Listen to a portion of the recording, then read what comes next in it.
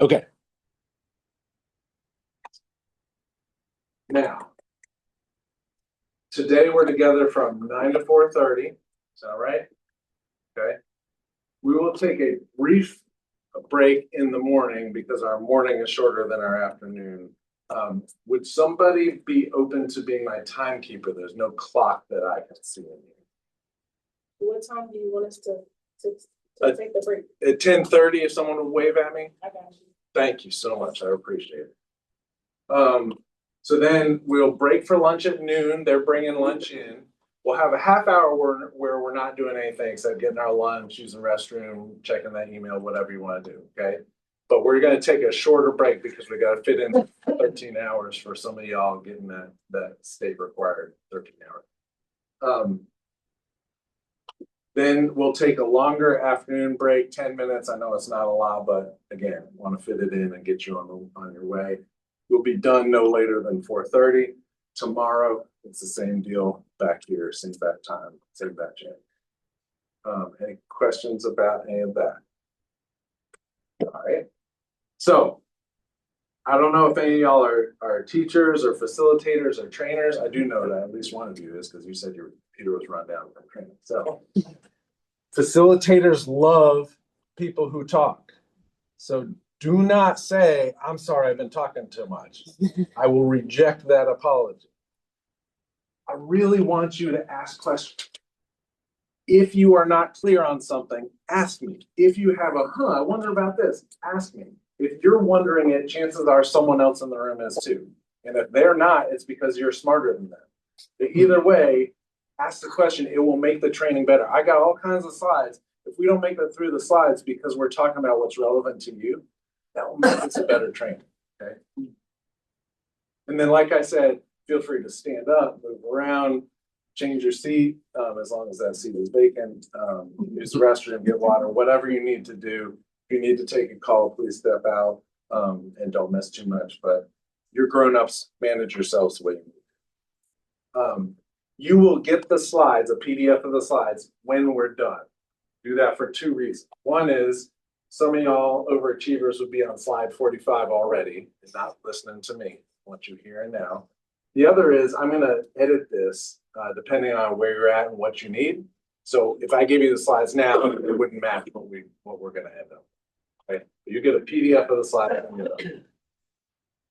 I worked in lots of different settings, so I know sometimes we're calling people members now. I don't even understand that, but I might call people clients or patients. I'm just talking about people, and I don't mean any offense. It just, the terminology changes, and I'm too old to keep up with it.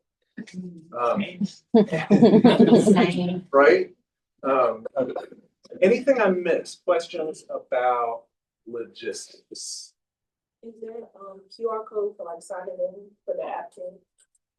For schedule and all of that. They said something about a mobile app that you sign in and see like the itinerary and all that.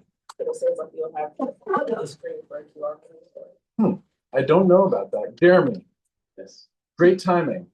There was something that went out that said there would be a QR code to digital materials. For the EADS app? Yeah. When you sign in or when you register, you kind of sign in with your passcode and username and all of that. Inside your portal, there's information. You can see information about either. We have an option to post the slides in there or send them through email. So we'll probably just send them through email, but that's what that is meaning. And for our conferences as well, sometimes we post video recordings and handouts and things like that. And that's what Peace is talking about there. So he has a lot for our registry. Right. So you don't need anything. Everything that you need for this is on paper in front of you, or the sign-in is on paper out there in the hallway. So make sure you sign in. And it can be confusing because we use that system for sign-in for our bigger conferences, but you won't have to sign in for this. They're always that. Thank you for asking that. It's really helpful. I didn't even read it. Other questions? See, when you ask questions, it's helpful. Okay. Well then, let's go. So now, you met me. I'd like to meet you. And so we're gonna do that in a specific kind of way. So what I'm gonna ask you to do is I'm gonna ask everyone to stand up and push a chair in. And go ahead and do that.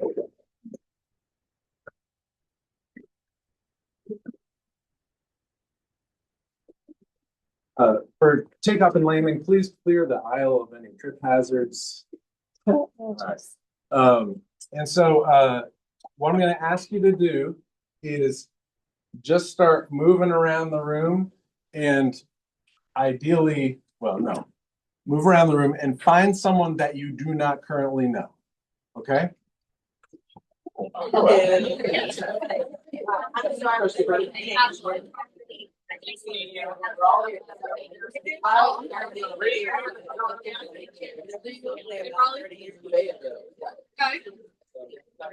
does not have a partner?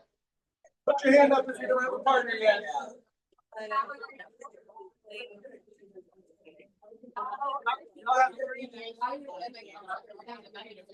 Everybody clap your hands one time if you can hear my voice. If you can hear my voice.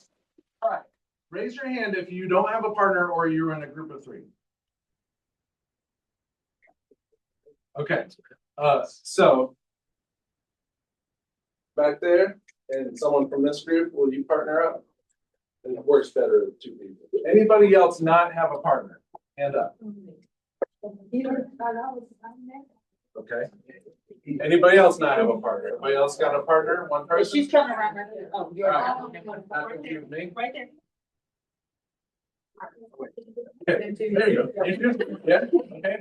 So now, anybody not have a partner? Loud and proud, hand waving. Okay, sweet. Okay, ready for instructions? All right.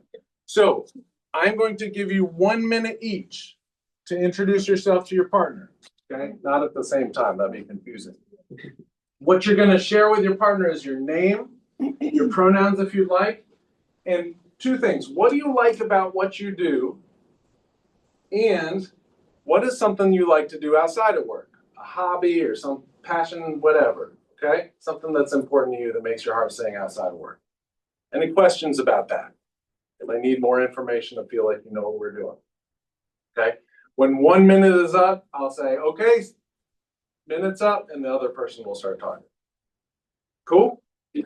All right, go for it. Clap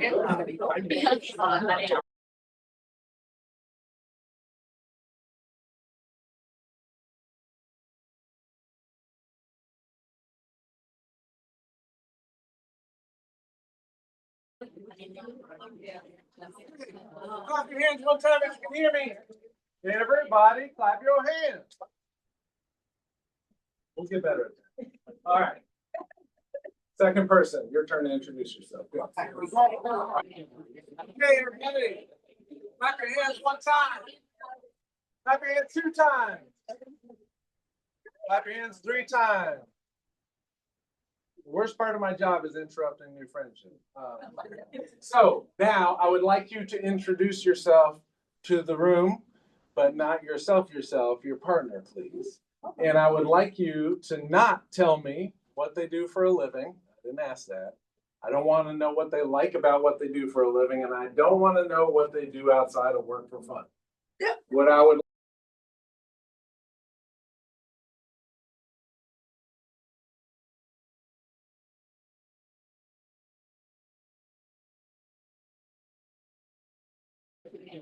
Okay, everybody, clap your hands 1 time. Clap your hands 2 times. Clap your hands 3 times. The worst part of my job is interrupting new friendship. So now I would like you to introduce yourself to the room, but not yourself, your partner, please. And I would like you to not tell me what they do for a living. I didn't ask that. I don't want to know what they like about what they do for a living, and I don't want to know what they do outside of work for fun. Yeah. What I would like to hear from you is, what is your partner's name? What are their pronouns if they shared them with you? And what is a strength that you heard in your partner? Short and sweet. Who would like to go first? In the back, and then I got you. This is Patrick. He is a leader. He's a leader. So he's the kind of guy who says, all right, y'all, I got a vision. This is where we're headed. That's what I heard. All right. Patrick, you want to reciprocate? Yeah, this is Deborah, and she is Karen. Caring. It matters to her. People matter. All right, please. Oh. Good morning, everyone. This is Mari. Her strength is she's compassionate. And her nouns are her, she, that girl. All right. Would that girl like to reciprocate? I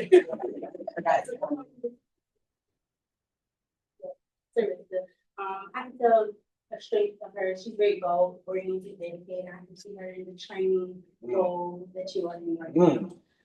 Okay. And same pronouns as well. So she's that girl. But She's easy. she's on a trajectory, and you could tell. She wants to where she's going, and she's headed towards it. Okay, love it. I saw a hand over here. Yeah, please, go for it. This is Shelby, her, she is a person that is enhancing the youth and adults to better themselves, that's her strength. Yeah, so seeing their potential and helping them sort of reach it. Love it. This is Tony. And transformation. Wow. Felt that one. I'm going here and then there, okay? It's her, she's her, and she's nurturing. Nurturing, yeah, it's sort of a caretaker that she's gonna come in and wrap around you. Yeah. This is Kendra. She, her, and she has a lot of life. So she's excited. That energy came through. That's- Love it. Cool. All right, please. Good morning, y'all. This is Martina, and I picked up immediately on her compassion. That feeling what other people feel is really important. Yeah. This is Althea, and I pick up on her confidence. Right. Yeah. I know, I'm saying. And I saw it too. She was like, Yeah. please. This is Miss Colette, and she is very passionate. Wow. What she's doing matters to her. Yes. Yeah. Please. I picked up, this is Lynn, and I picked up the same thing that most people were saying, but I think that's gonna be us, is she's very compassionate. That what people are going through really matters. That's Cool. Please, Sean. This is Miss Ann, and she is very resilient. Okay. So she's like a weeble. She wobbles, but she don't fall down. Bounce. I probably got right. Yeah. All right, please. This is Miss Charlotte, and I would say confident and inspirational. Does very well with kids. Wow. Okay. You got to be confident to work with kids, right? Otherwise, they eat you alive. That is true. I love Give a it. weed a back. Yeah. Right. There. Yeah. All right. Who else? The name, she, fearless. I think. Just Okay. do it whether it scares you or not. Yeah. Every day. Love it. This is Toby, he, him, and he is so good at helping people through difficult processes. Okay. Yeah. So sitting with them in the struggle and holding out hope that there's a path forward. Love that. Cool. All right. So, please, yeah. This is Janelle. She immediately picked up that she is a compassionate listener. She was hears. locked in. She And you hears. felt it. She hears what you're not only what you're saying, but she hears what you're not saying too. Oh, And she, wow. yeah. Reads between the lines. Yeah. Well, let's see. Well, this is Beth. Yeah. She, hers. What I pick up from Beth is she has a servant's heart. She's a giver. She is the matriarch of her family, and I feel like the glue that just kind of But putting other people first is how she approaches. Yeah, love it. Cool. All right. Yeah. So this side of the room looks kind of slacking. Maybe it's because I'm too busy. This is Priya, and she has wonderful discernment. Oh, wow. Discernment. You have a wonderful vocabulary. Yeah. And this is Emily, and she is very open. She's very friendly. She's a great listener. So really easy to connect with her. Very easy. Yeah. Awesome. Cool. Please. This is Ashlyn, she, her, and I got that she is caring and respectful of everyone's individual. Yeah. So knowing that everyone has their own world and sort of seeking to understand that so that she can meet them there. This is Christopher, and Christopher is very insightful. Yeah. This is Miss Jan, and she is very authentic and embodied. She is. What you see is what you get. This is Cassidy. I got from Cassidy, she, her, and Cassidy is a healer. She has, she can perceive things that are wrong. That's what I got. And I think she will be an asset to whatever she decides. Yeah. But that ability to see beyond the surface and what's really going on. Yeah. That's awesome. This is Frank, and Frank is confident, wise, and strategic. Confident, wise, and strategic. Wow. Very 60 seconds. This is Alicia, pronounced she, her. And she seems to be curious and wants to learn. Yeah. Oh, yeah. She clearly was curious about who you were. Cool. All right. Are we missing anybody? Okay, I think we got everybody. Cool. Thanks, y'all. Say goodbye to your new friend. Head back to your safe.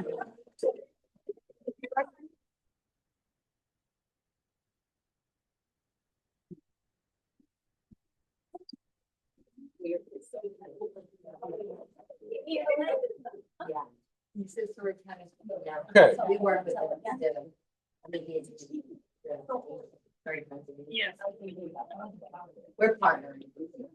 So, friends, thank you for doing that, because what that exercise allows me to do is to get to know you on a much more meaningful level than I would have if you had just said, I work at this agency and I do this. Like, that's not who you are. But we got a real flavor of who you are. And y'all really listen to each other. And so much of what we're going to be doing in this is about truly listening to people and really hearing people. And A+ so far. And I'm sorry that I tricked you so early in the morning. I did not tell you, but you all met the challenge. You all did great. Okay. So hopefully you have the worksheets. If you don't, they're over there on the table by Jeremy. What I'm hoping you have is 2 half sheets of white paper, this note sheet, and then the one with the grid on it. The note sheet is something that past trainees have found helpful. So if that is helpful to you, you can take your notes on there. It's sort of structured to follow the topics as we're going to touch on them. And if you use that to take your notes, then you end up with one piece of paper that you can frame and hang up somewhere. Well, not really, because it's 2-sided. But that's where all your MI notes can live, right? If it's not helpful for you and you take notes in a different way, or you don't take notes, just put it back on the pile and I'll reuse it for another group. All right, that's for you if it's helpful. The other one, I will let you know when we're going to use that, so just stay tuned and we will use that when we need to. Same with the half sheets, I'll tell you when we need it. Any questions about the materials? Okay. So when you signed up for this MI training, what were you hoping for? What are your thoughts about being here? Oh, sorry. We'll go here, and then you. Well, my thoughts were to get an increased Okay, so you've seen this before. Yeah, and I think a lot of people have. How many of you have had some version of motivational interviewing training in the past? Cool. All right. For those who raise their hands, how many of you have had that training since 2024? Okay. Okay, so you're sort of like on the rapid fire tour. The reason I asked that is that the newer version of the book came out in August of 2023. And so some terminology has changed, not a lot, but it's a little bit different. And for those of you who have not had motivational interviewing training before, no worries, you're in the right place. If you have had motivational interviewing training before, no worries, you're in the right place. I have had individuals take this exact 2-day course 5 times. And what the feedback that I get is each time they go, oh, it makes so much more sense now. Motivational interviewing is like learning a language, okay? How many of y'all played an instrument when you were in elementary school or middle school? And now, keep your hands up. How many of y'all still play that instrument? Okay. Would you call yourself a clarinet player? I mean, you would. You still rock it. Yeah. But most of us, it's something we got to use it or we lose it. And motivational interviewing is that. It's a style of communication, and we got to practice it. You know, you don't like watch one show accidentally in French and go, oh yeah, I parlay the français. You got to practice it, right? Okay. So, cool. Expanding on. Who was the second person that said it? Yeah, please. I think what I wanted to see is to just help on just be able to, population that I work with. I really, well, I wanted to be able to really listen and be able to make them make their choices by what I'm listening to, and be able to pass that on them so they can see exactly how they need to do it. Man, this is a person who is dedicated to helping and is sick and tired of banging her head against the wall. Right. That is some real wisdom. You said, I want to help them figure out their path forward. Mm-hmm. That is so much more satisfying as a job than having to have all the answers and then watching them not execute on it over and over and over. I got hand and I'll come back. And kind of just tagging on to hers, getting a different perspective, stepping out of that comfort zone and that box. But I too work with kids 7 to 18. Okay. And just giving them that different thought language. Yeah. Okay. I love that. So you're already in that learner mindset and sort of shifting how I do what I do. Yeah, growing with them. Love it. And going on their level, not what I know back 34 years ago. Yes. Beautiful. You know what kids don't love? You have to do this, do it now. Right. But you can tell them different ways. How about we try this? And they do it differently. Yes. And even better, you can say, what do you think we might try? Now they're in it. Yeah, because it's not their idea versus yours. Yeah. Yeah. Okay. Please. I work at a residential facility that What? majority of the people that I work with are clinical. And I'm here to become an expert so that I can share knowledge. And we get on the same team of just kind of allowing people to exercise their right to determination. Yeah. It's veteran, so it's really tough to get them out of the in charge type of mindset. Yeah. So I'm open and I can get what I need here and go back and share it. Okay. It can be encouraging to them to allow people to have their own right to determination. Yeah. Yeah. That sort of knee jerk, like, I'm gonna tell you what to do. Yeah. And you're gonna do it. Yeah. Which, that's not how people work. No. So you're gonna be paying attention not only to what I'm teaching, but how I'm teaching. Absolutely. Okay. Yeah, Charlotte is too.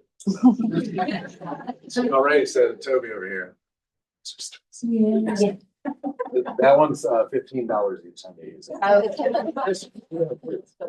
don't work with children, but I don't work with children, but we all have that inner child. A lot of us have that healing to do People are there. people. And I think I want to find how to incorporate this into that inner child work Okay, with adults. beautiful. Yeah, and I mean, whether, yeah, no matter where you're meeting, this is human stuff. Yeah.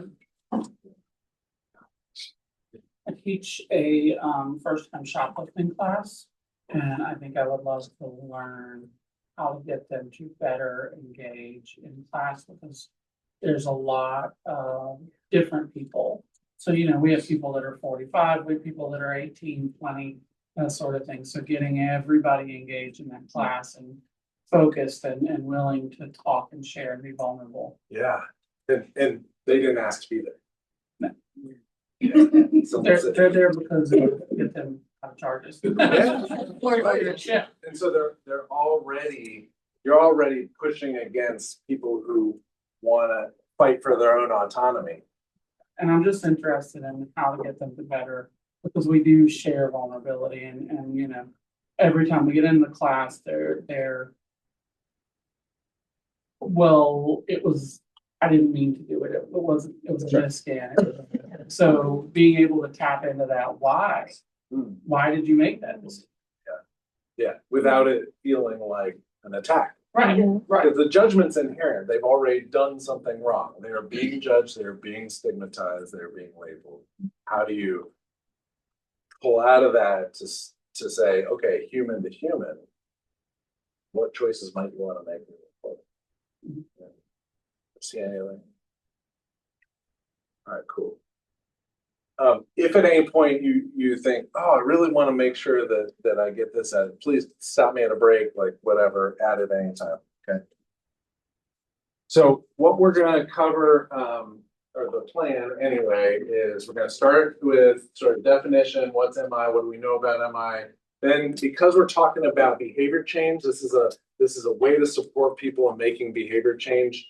We're going to talk about what do we know about human behavior change from the science.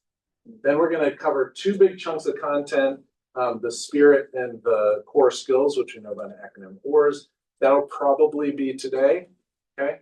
And then tomorrow, we're going to get into a couple other big chunks, the 4 tasks of motivational interviewing, concepts, change talk and sustain talk and discord, and what to do with those. And we'll have opportunities to put it all together, okay? That's sort of where we're headed. Those are learning objectives, sort of match what we're doing. Okay, so definition, what is motivational interviewing? I'm going to share 3 definitions with you. Okay, so I just mentioned there's a newer version of the book that came out, and I'll be honest with you, I really like the 3rd edition definition, so I'm going to share that with you too. So I'll share 3rd edition, 4th edition, and then my definition. Okay, this is going to be a lot of words. We're going to come back to it at the end of tomorrow. And my hope is that these words really sort of jump off the page for you tomorrow. All right.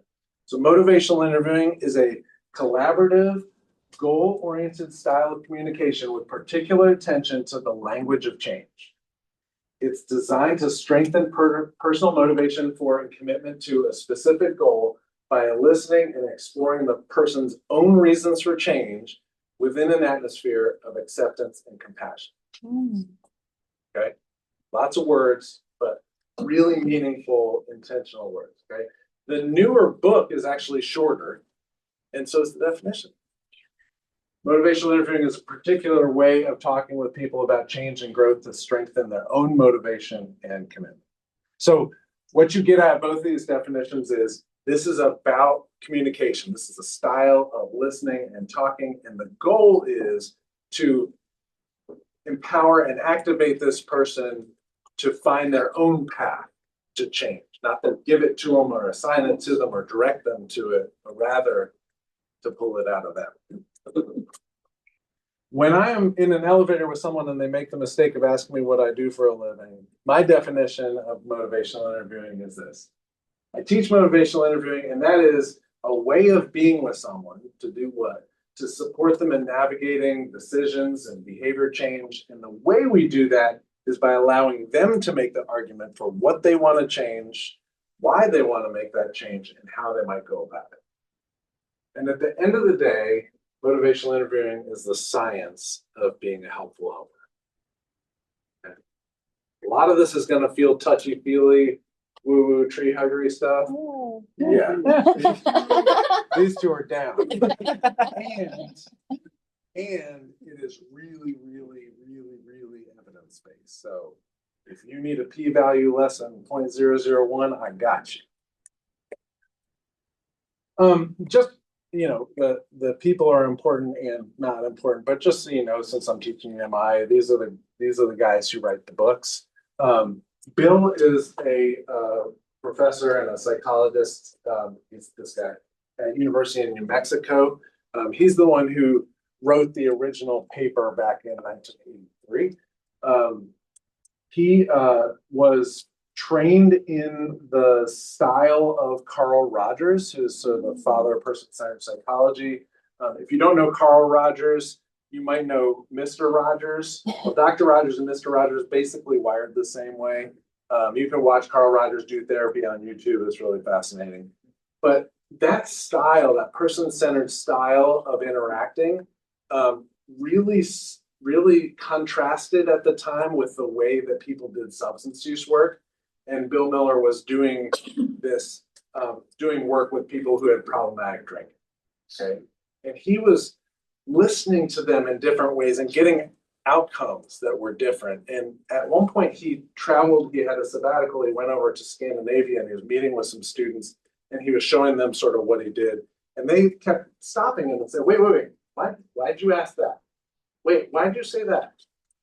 And he got thinking, wow, this is just sort of automatic a little bit. So, but let me think about that. And he started recording his sessions with permission and coding the language and sort of developing a process around this and wrote a paper. He didn't realize it, but Rolnick is actually a graduate student at the time and read the paper and loved it so much he started teaching it on the other side of the world. So Steve's from South Africa. He lives in Wales currently. He was in Australia for a while. And so he was teaching it and they got together at some point and Steve was like, I love this stuff, I've been teaching it. And Bill was like, you actually read it? And they got together, they formed MINT, the Motivational Interviewing Network of Trainers, and they started writing books together. And now there are 4 of the textbooks, editions 1 through 4. So those are the guys. So I wanna ask you, as we think about this idea of learning how to be a more effective helper, I want to ask you to think about 2 things. And this is where we're going to use that half sheet of paper, the first half sheet of paper. If you would get something right with them, that one of those half sheets of white paper. I want to ask you 2 questions. If you would just write the answer down on there, on the paper. Something that you're comfortable sharing anonymously. You don't have to put your name on it. But what made you want to be a helper for a living? That's my first question.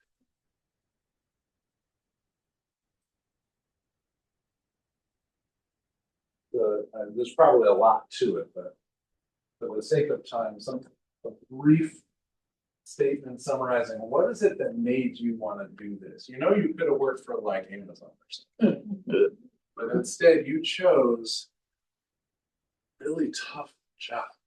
Why?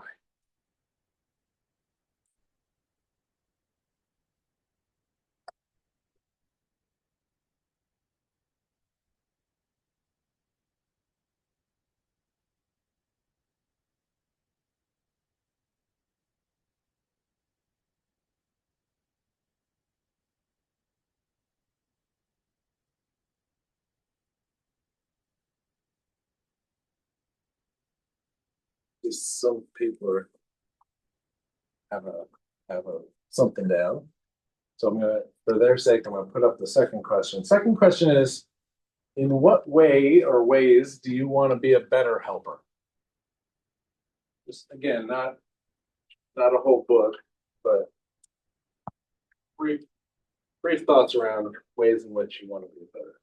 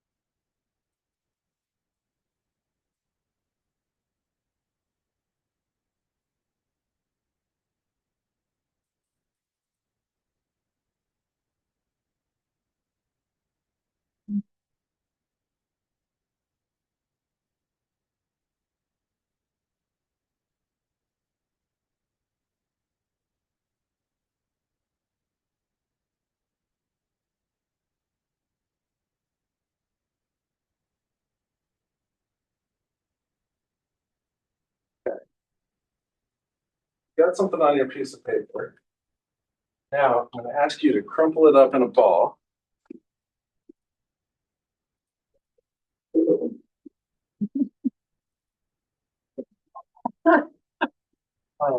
And I'm gonna ask you, if you want, to throw it in my basket.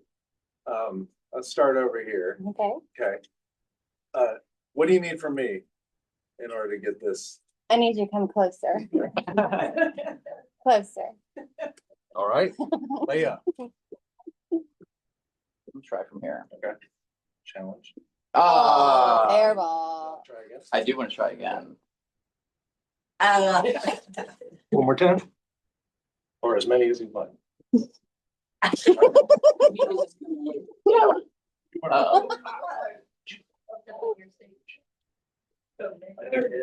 didn't test squatting with this. Yeah, you get Cassie gets hers back. Is it? Oh, what? I gotta do it again? Yeah, but just stay there. There we go. Yeah. Joey, what do you want? Oh, you got it. Oh, there you go. Point of the square. Oh, now it's the right side. It's the keys. See, they're not. Uh, Her dynamics wrong. Oh, I'm always thinking outside the box. I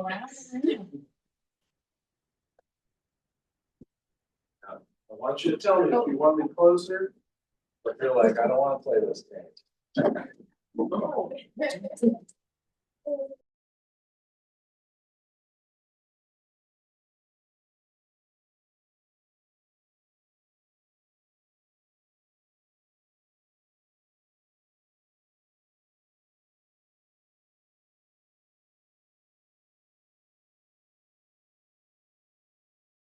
Anybody? Did I miss anybody? Okay. I don't have time to read all of this, but let's get a taste. Jeremy, I hope you didn't take a picture of me wearing this.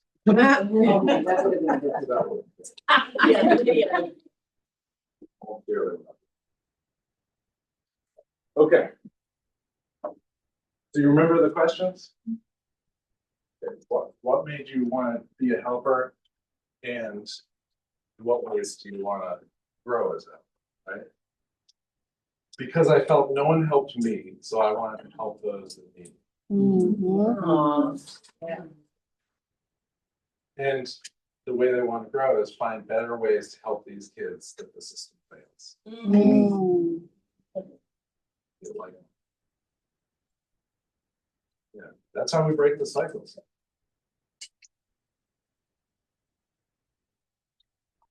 Yeah. Get the glasses out. Beautiful writing. not mine. So to be able to affirm and validate the experiences, emotions, and thoughts of others, to see people who have otherwise never been seen. And I want to help people to improve their own lives, to love themselves for who they are, and to visualize and act on their own goals to achieve the joy they see.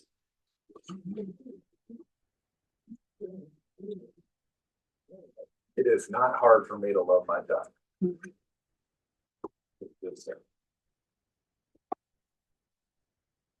So this person is more sort of notes. They chose to be a helper because, you know, they're a listener, that change is important to them, and that they want to bring value. I assume that that's what value means.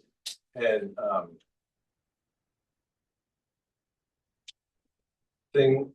things seen when daughter is growing up. Friends. Not sure what that means, if that person wants to expound upon it. So that's Oh, fine. please. Where it come from is my girls were always bringing friends home. So I had 4 girls, but I always had 12 on the weekend. You must have been a safe destination. Well, and found out that a lot of their friends' parents were drug addicts, drinkers. There were those who worked all the time, they give them time. So I found that comfort with that and expanded it out when I got to feel. Yeah. To be in that safe So space. you discovered that about yourself through being that, you know, just happenstance recipient of these folks who are struggling. Yeah, yeah. And My youngest is 32 and I still got her friends calling, you know, what's going on, sharing things with their kids. Well, now that you've broken your anonymity, is it okay if I read number two? Okay. If you can read it, I'm sorry. No, it's beautiful, right? She wants to develop language, connection, continue learning, and thinking outside the box, including with her shots. I'll do one more. Yeah.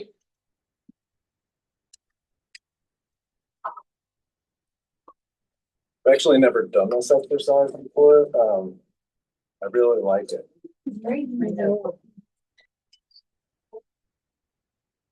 Past experience with traumatic events is what sort of brought them to this, and helping people cope with their trauma. So again, sort of what I experienced and maybe the help that I wish I had at that time. And then in terms of what they want to, how they want to grow, to listen better, to learn more techniques, and providing resources. Yeah. So as we went through that, I want to ask you, what did you notice about what people wrote? It's very personal to them. Very personal to them. Yeah. Yeah. Yeah. The people's stories were in there. Yeah. What else? That we all have something to give each other. Say more about that. Well, I think it's, some of the things are maybe it's just like mentoring almost, you know, just sharing things, you know. Some of them aren't even that hard. Yeah. There are a lot of teachers in this room. Yeah. Lots of and I feel like I see a lot of people with missed opportunities or going down a road they never knew about. They never knew. Yeah. And how can we forgive just not ever knowing? Yeah. I noticed that they're all like reflective, so whether it's like their own personal experiences or seeing like somebody else go through something was like the reason behind like when you said, oh, to be better at it. Yeah. But this is a room full of people that notice what's happening and want to do something about it. Everybody who was shared a paper, they care about them. Yeah, it matters. Yeah. This is a room full of fixers. We'll come back to that. It just seemed like everyone was interested about the way that they planned to go instead of taking it as they know how. So people would just think that, oh, I'm just gonna give someone a band-aid and this is what they need to help. But the responses show that people are really willing to figure out what it looks like. Yeah, that it's not that simple. And there's a recognition of, wow, there's sort of an art to this helping. Yeah. No. Yeah. Oh, no, I'm trying to. Look. Volume. Okay, got it. Okay. That there's not, it comes across as not an exact definition. Everything, we all have a commonality, but everybody goes about it differently. Yep. There's no one size fits all. Right, which is a challenge for me. I think for me, I got out of it because everybody said, how can I be, what 3 things do I need to be a better helper? And it sounds like everybody wants to learn the techniques to be able to help other people. Yeah. So, you know, it's kind of like I always say when I go to a conference, I want to come out of this conference with a new tool to put in my toolbox. Yes. And that's what I heard from all of those, is we all came to get that different tool. That this is an eager, curious group. Yes. And that's awesome because I do not take that for granted. Yeah, I teach this sometimes, and sometimes folks feel a lot like these first-time shoplifter class participants. So like, I want to be here. Cool. And that's my challenge to win them over. What did you notice about me as the hoop? To accommodate the people who go to the dance. I genuinely wanted to know what you needed from me. Yeah. You were encouraging, like, you're doing great, or oh, good flows there, good form. Yeah. It was encouragement. Yeah. Cheering people on. That was inventive. You could have had us all just pass stuff up. So that that sort of, doing it differently than expected and getting everybody involved. Yeah, that was what I was gonna say is doing it that way. We all were engaged in how everybody else was doing. Why is that? Like we were all supporting everybody and going, yep, you got this, you got this. So it was engaging us as a group together. Mhm. All right, so, You give us an aim. yeah, gave you something to shoot for, You yeah, met that, you met their level, our level. And our little square, our backboard. yeah, backwards, right, yeah, But it was also fun. it's fun. It Okay. wasn't, Good, like you go into a training or you go into whatever and you're sitting there like, I mean, it might be engaging, don't get me wrong, it's nice information. But it was what? no, most trainers suck. Tell me. What were you- Oh, no, I just said you met them at the eye level, you came down to where they needed, met those needs. Yeah, Not just so you jump. saw me sort of squatting, but I'm 6'2" and your tables are not. Yeah. I really like your creativity. Thank you. That was a really nice affirmation. Well, so my language, Well, let's say more. you were open, I know I wasn't, like, we weren't privy to what was about to happen clearly, or punish you. But because your body language is in I felt open to the same space too. Okay. If I were to miss, it wouldn't, like, give me. So sort of, I've established some engagement and some safety that you felt like I'm not a baller, but I'm willing to try. Yeah, cool. Well, I was gonna say, it was the use of the square for me. Mm. Because you really could have just used that and you could have just thought that you know what we wanted to do, but the square was just like, okay, shoot your shot. Mm. Now I'm gonna help you guys in. Yeah, I have the square. You cool. can do it. Yeah, I'm a backboard. Bounce off me if you need to. Call it a shot. I really like what Deborah was saying, and I think it speaks a lot to like the human, like shared experiences make a really big difference to any kind of rapport building and relationship building. And I also really like that I'm someone like as a human, not just in my professional life, that really values like fun and silly. And so I think like the juxtaposition of like, here's some like kind of serious questions to answer, but like, let's get this information in a fun, shared experience, silly way together. Like there's a lot of intentionality with all of that of how are we building community within a group, but then also how can we talk about serious and hard things, but with some lightness to it too. I think that there's just a lot of value to all that. That was really great. And do you know Deborah? No, You just, I just like what she said. but And I thought I'm really her name impressed. was Deb, so then I peeked over and saw Deborah, so I said Deborah. I'm just Named really, it for me. really impressed that you already have sort of filed that away.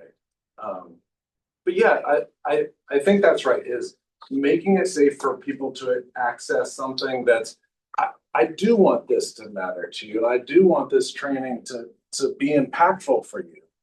And so the what, for some of you, in case you don't know, some of you don't do this, but there are some services in North Carolina that require a 13-hour motivational interview. So some of you have a what you're trying to get out of this, right? Some of y'all have a license and you need some continuing ed credits and hey, 13 hours, cool, let's go.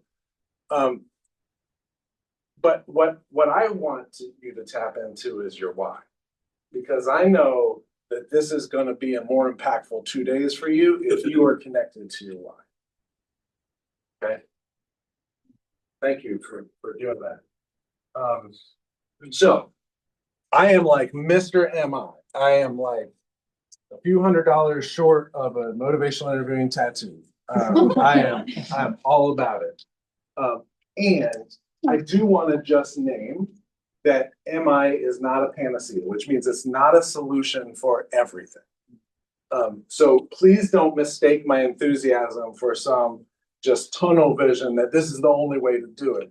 In fact, it's not the only way to do it. It's not even a clinical technique. It's a style of communication. So if you like CBT, cool, do CBT. But do it in the style of MI, it's even going to be better, right? So if there are aspects of your work or your life where you're going, I'm not sure if MI would apply here. That's a good question to ask. And let's talk about it. Okay.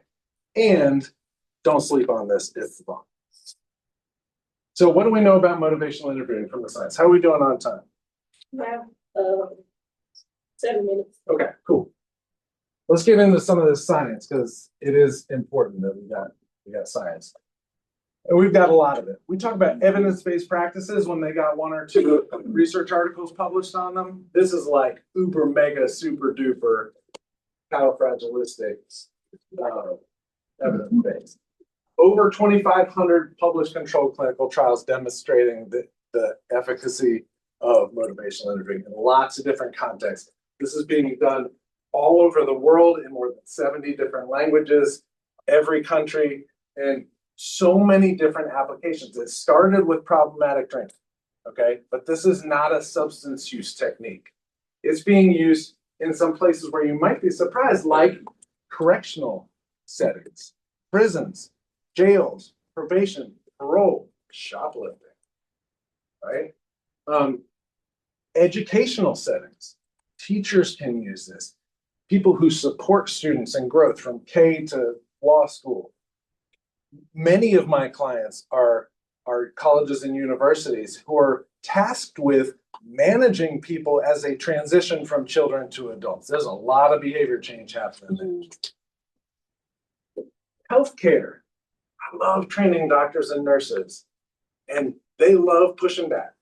They love saying, yeah, I'd love to listen to people. That'd be great. I got about 5 minutes. I ain't got time to listen to people. You know what, though? They don't have time not to listen. And listening to people doesn't take any longer than not listening to people. But the difference is people who will do something about their health and people who won't. Yeah. If you don't listen and you just tell them, they're going to nod along and they're going to leave and give you a terrible rating and not do it anyway. But maybe, but just maybe, you could spend that time building some intrinsic motivation and they might actually follow through when they get out. Counseling. So not just substance use, but every arena of mental health counseling and social work. That's counseling.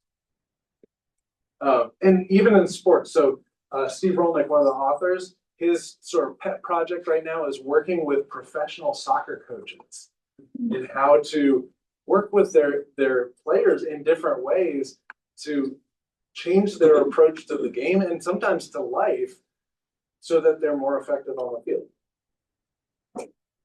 What we know from the research is empathy is critical, that caring matters. And if you have somebody who has a PhD and a clinical license and all the credentials and they are low in empathy, research shows that they are actually less effective than a self-help book. So save your copay and go to the public library and check out a self-help book. Okay? Over and over and over, research shows that it doesn't matter so much what approach you take to doing your therapy. You could be psychodynamic, you can do EMDR, you can do CBT, whatever. They all work, right? They're all evidence-based. But what makes the difference in outcomes is the provider. And that's why the machines will never take our jobs. Because the people matter. In fact, 80% of outcomes are shown to come from the relationship between the helper and the person being helped. And anybody can learn to do this. Your ability to do motivational interviewing well is unrelated to education or degree. So even doctors can learn how to do motivational interviewing. And it can be very effective in very brief amounts. We're going to do some practices with each other, maybe 5 minutes, and arguably relative amateurs. And I bet you're going to feel something. Okay.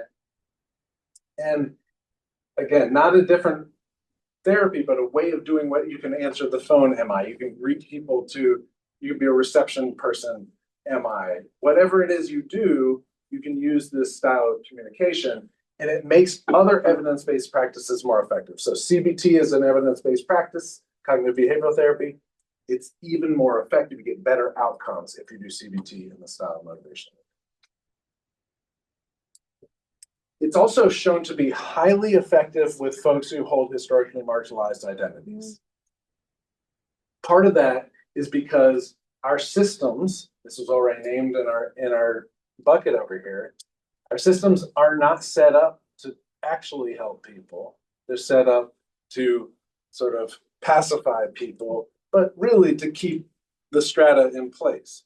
Motivational interviewing meets people where they are as an individual. And so highly effective with folks who have been not supported by the system. Highly effective in clients who have low motivation or are angry. Okay, so this isn't something you use with folks who are like, I can't wait to run a marathon. Great for them. But if you have clients who are like, oh, that's where you pull out your MI. That's going to be really helpful. When you use MI, people follow through with what you're recommending. They adhere to your recommendation. And it reduces helper burnout. These are hard jobs that we do. And if you want to love your job again, this is a way. Do it this way. You will love your job again. And people who receive interventions that involve motivational interviewing report overall better health. Something about being really listened to and being seen helps people to shift towards health. Please. Let's take a 5-minute break and then we will rejoin.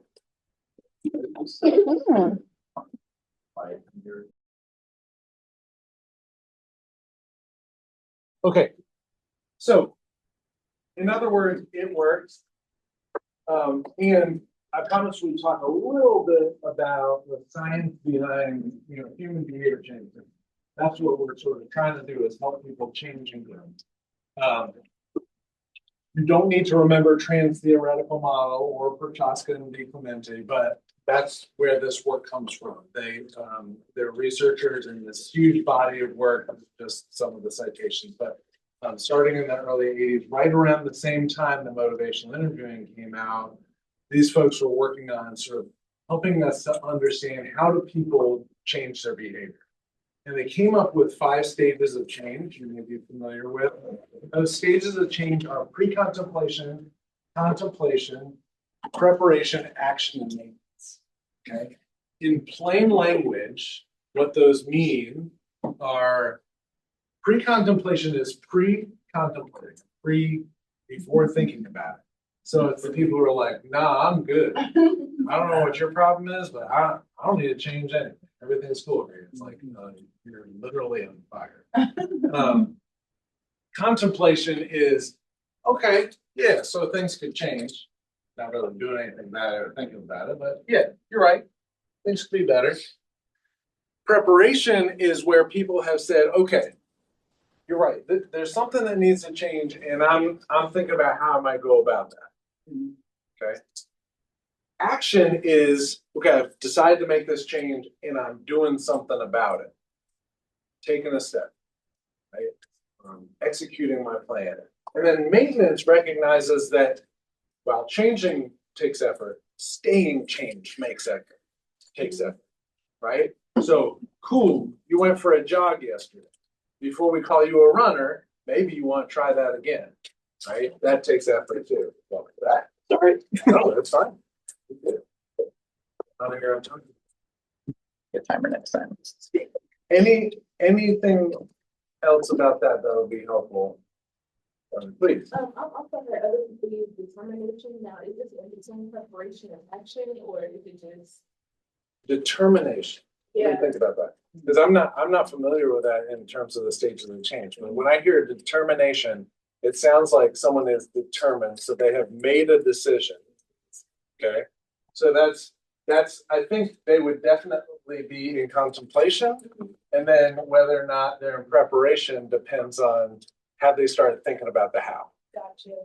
Yeah, because I've heard people use it in like the substance abuse clinic that I worked at, and the person that also she's talking, she's like, hey, talk to change. Stages of change. No, Yeah. Stages of change, and so they use determining. Cool. I just wanted to clarify like where it would go. Yeah, I think as I'm hearing it, it sounds like it would be somewhere in this range. And so, I mean, as helpers, what we want is for people to move down this list, right? Ideally, we want our folks having executed their plan and maintaining whatever goal it is that they wanted to achieve. They're living their better life, right? And as you go down this list, what is growing is their motivation. Okay, that motivation and motivational interviewing, they are more motivated to maintain than they were when they didn't even think they had a problem. So what we're growing is motivation. Okay. From that science around change, we know a few things that may be helpful to just hold in our minds. One is that change happens. They don't need us, right? But we can be helpful because while people automatically grow and change, how they grow and change is really influenced by the interactions that they have, the relationships that they have, the people who are around them. That includes us. And the types of interactions that tend to lead to lasting positive change are compassionate and positive interactions, right? Like I had a coach in high school who, when we lost the game to the reigning state champions, like we were going to lose that game, like no one was betting on us. And yet when we lost the game, the response of the coach was, now in this 80-degree heat with all your equipment on, you're going to run until I say you're done, right? It was punishment. Now, did we try not to lose another game? Yeah. But was it motivating? No. And when he's not looking, am I running? Absolutely. Yeah. Right? In fact, when we're running, if he went like this, the people on that side of the field would stop running and walk and watch him. They turn around, yeah, I'm back running. People who believe that they can do it are more likely to try. So part of our job as helpers is to make sure that we're not doing anything to add to their feeling defeated. We don't want to do anything to fan the flames of shame and make them feel even more stuck or even more broken or even more incapable. If we want them to do the thing, they got to believe they can do the thing. So part of our job is to hold out hope and to believe in them. The words that people use matter. And so in MI, we're really tuned in to what are people saying and how are they saying it. And you know this, if you're moving, right, apartments or whatever, and you buy people pizza and beer, hey, moving party, my place, 4 o'clock tomorrow, and you got one person who's like, yeah, moving.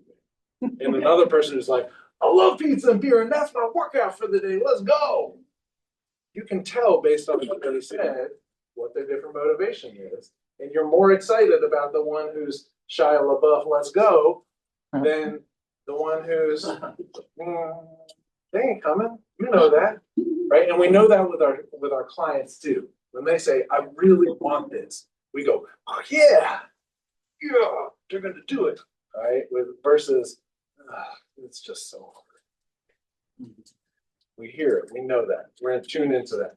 And then what we're after is this intrinsic motivation, because if people don't want it for themselves, they ain't going to do it. Not for long. Okay. So all of you are human beings. All of you have things, and maybe it's way back in the dark recesses of the brain, but you all got things in your life that you would like to change. Okay. And so I want you to go back in there and find one thing that you want to change. Yes, please. For me, I want to really get rid of the weight in my body, so I've been working out. I even got up at 4 o'clock this morning to work out. Older we should do that. I really want to get. I'm determined, so I've been working out consistently since I want to say June, July. So I'm determined. Yeah, because older we would not get up if she had a train in Raleigh. Okay. For an hour and a half. Yeah. So I love this for like 10 reasons. Okay. One thing is that, did you hear all that that language around, I'm really committed to this, I really want this, I am doing this, I'm committed, right? We believe her because of the language. The other thing is, that is not your example, okay? Okay. So I actually don't tell me, I'm glad you did, but don't tell me. I don't want it to be something you're already changing. No.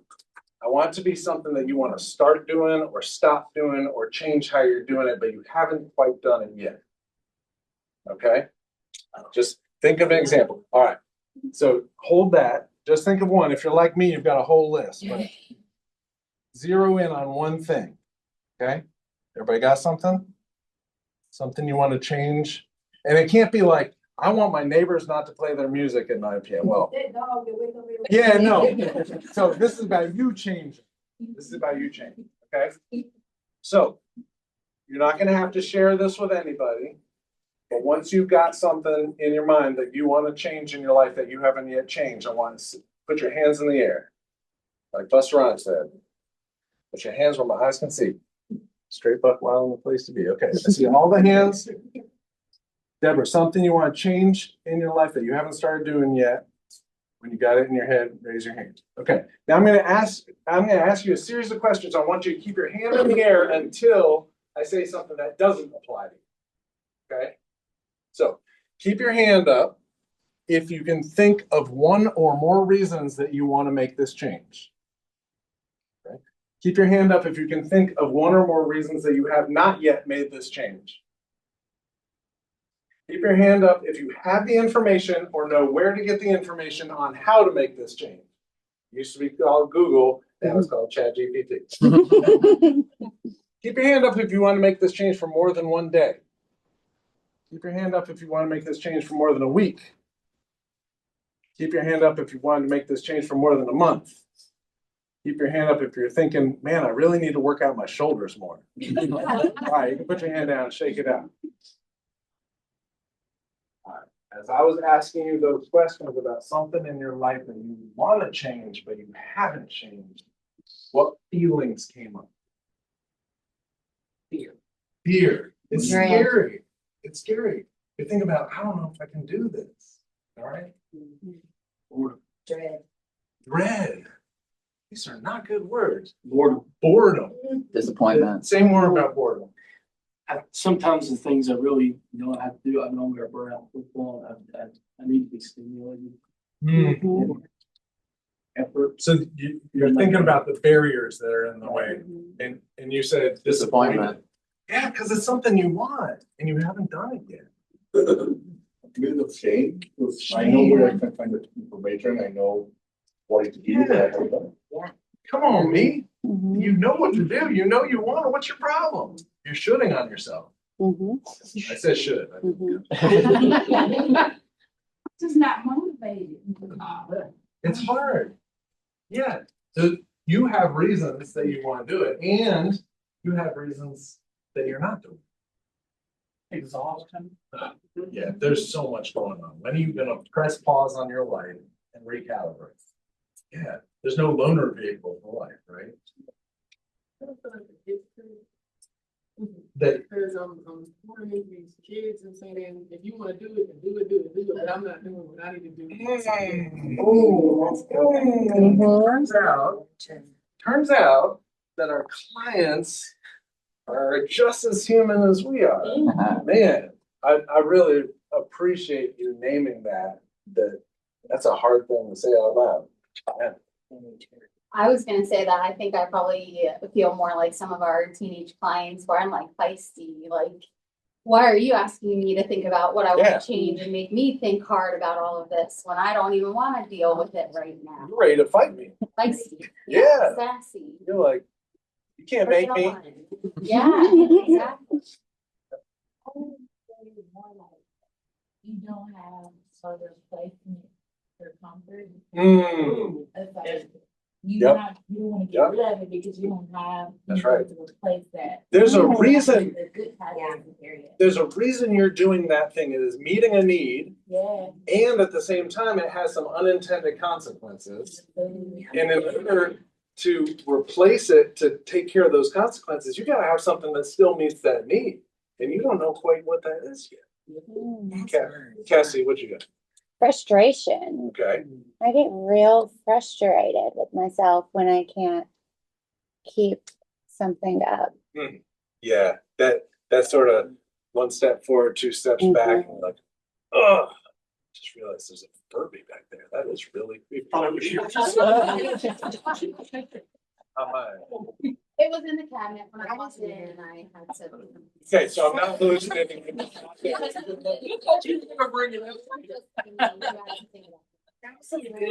Y'all need to keep your eye on it.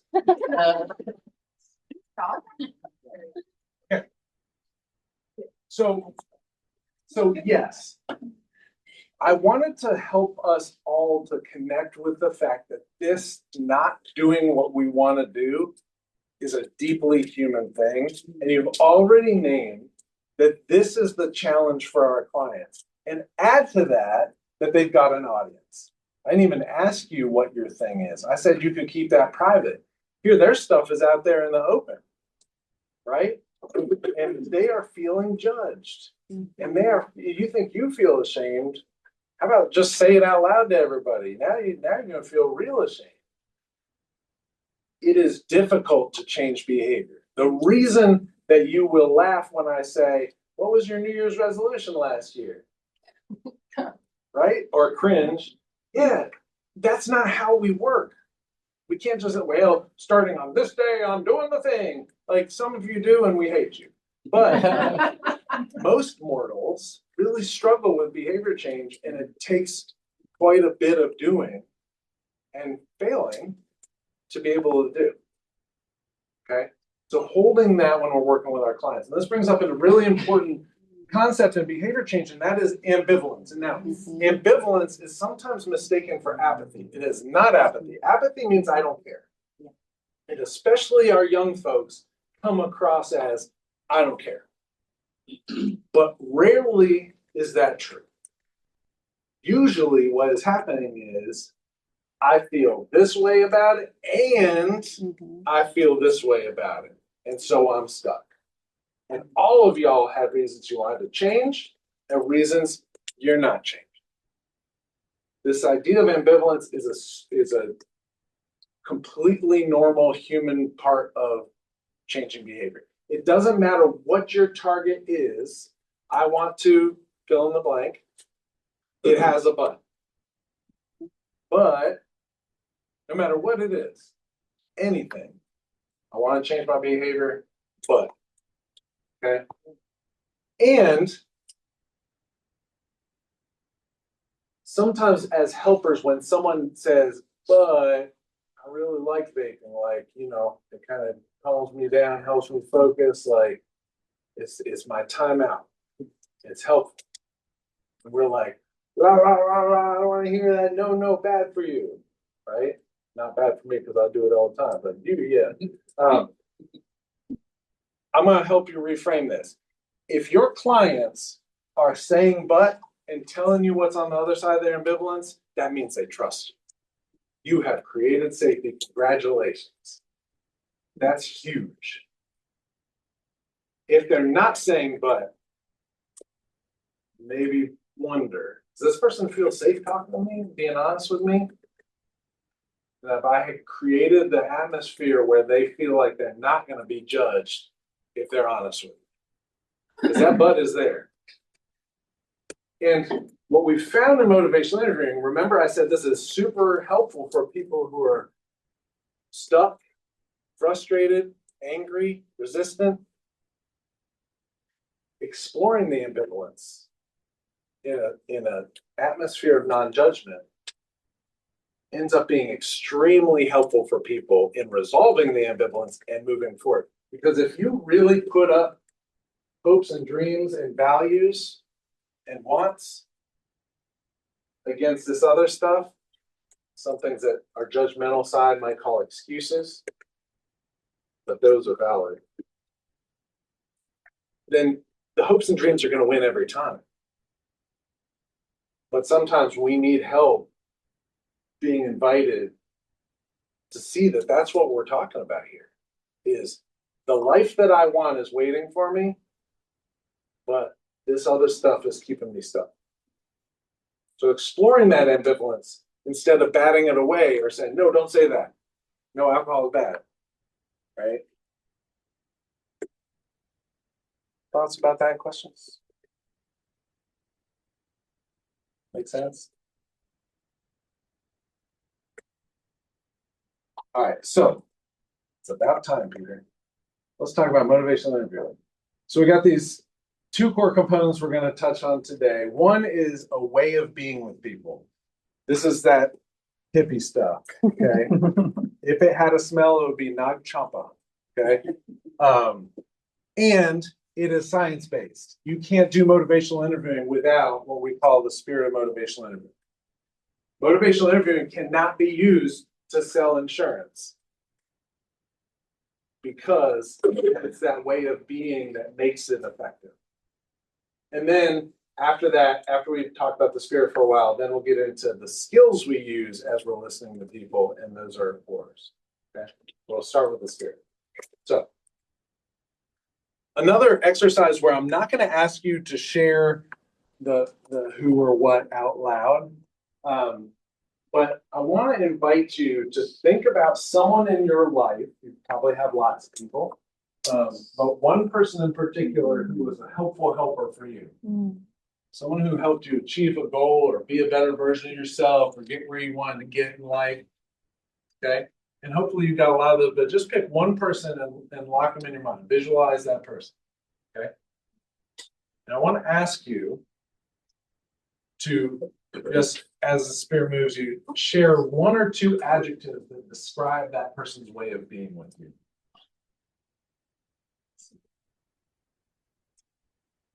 Intentional. Intentional. Like, it mattered so much to them that they were careful. She was mean, but she was loving. So she was mean, but then she brought back the love. So this is someone that you knew it mattered so much to her that she wasn't going anywhere. She knew better was possible for you, and she was holding you to that standard and saying, and who you are matters.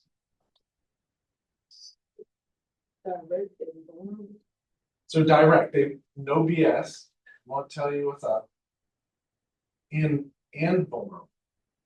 So they were maybe sharing their humanness with you, letting you in, putting some skin in. Direct, compassionate, and patient. Okay, so I heard direct already. Compassionate, they really want to understand, to lean in, to feel what you're feeling. What was the last one? Patient. Patient. So if you weren't where they wanted you to be, you didn't feel rushed. Open and authentic. Yeah. So they were genuine. They were telling you the truth, and you could tell. Receptive. Please. Receptive. Yeah. So they wanted to know what your opinion and thoughts were. They weren't just telling you what to do. It was a two-way thing. Please. I think for me, she was very, what's the word? She would be like, I have been there too. You know, like, could meet me where I was at. Like, I've been there too, and this is. And that was validating for you. How I, yeah. Yeah. So this is how I grew. Yeah. So she made you feel like I'm not crazy for like being part and very nurturing. Yeah. Yeah. Nurturing. Yeah. Wrapped around you and interested in your growth and success. Yeah.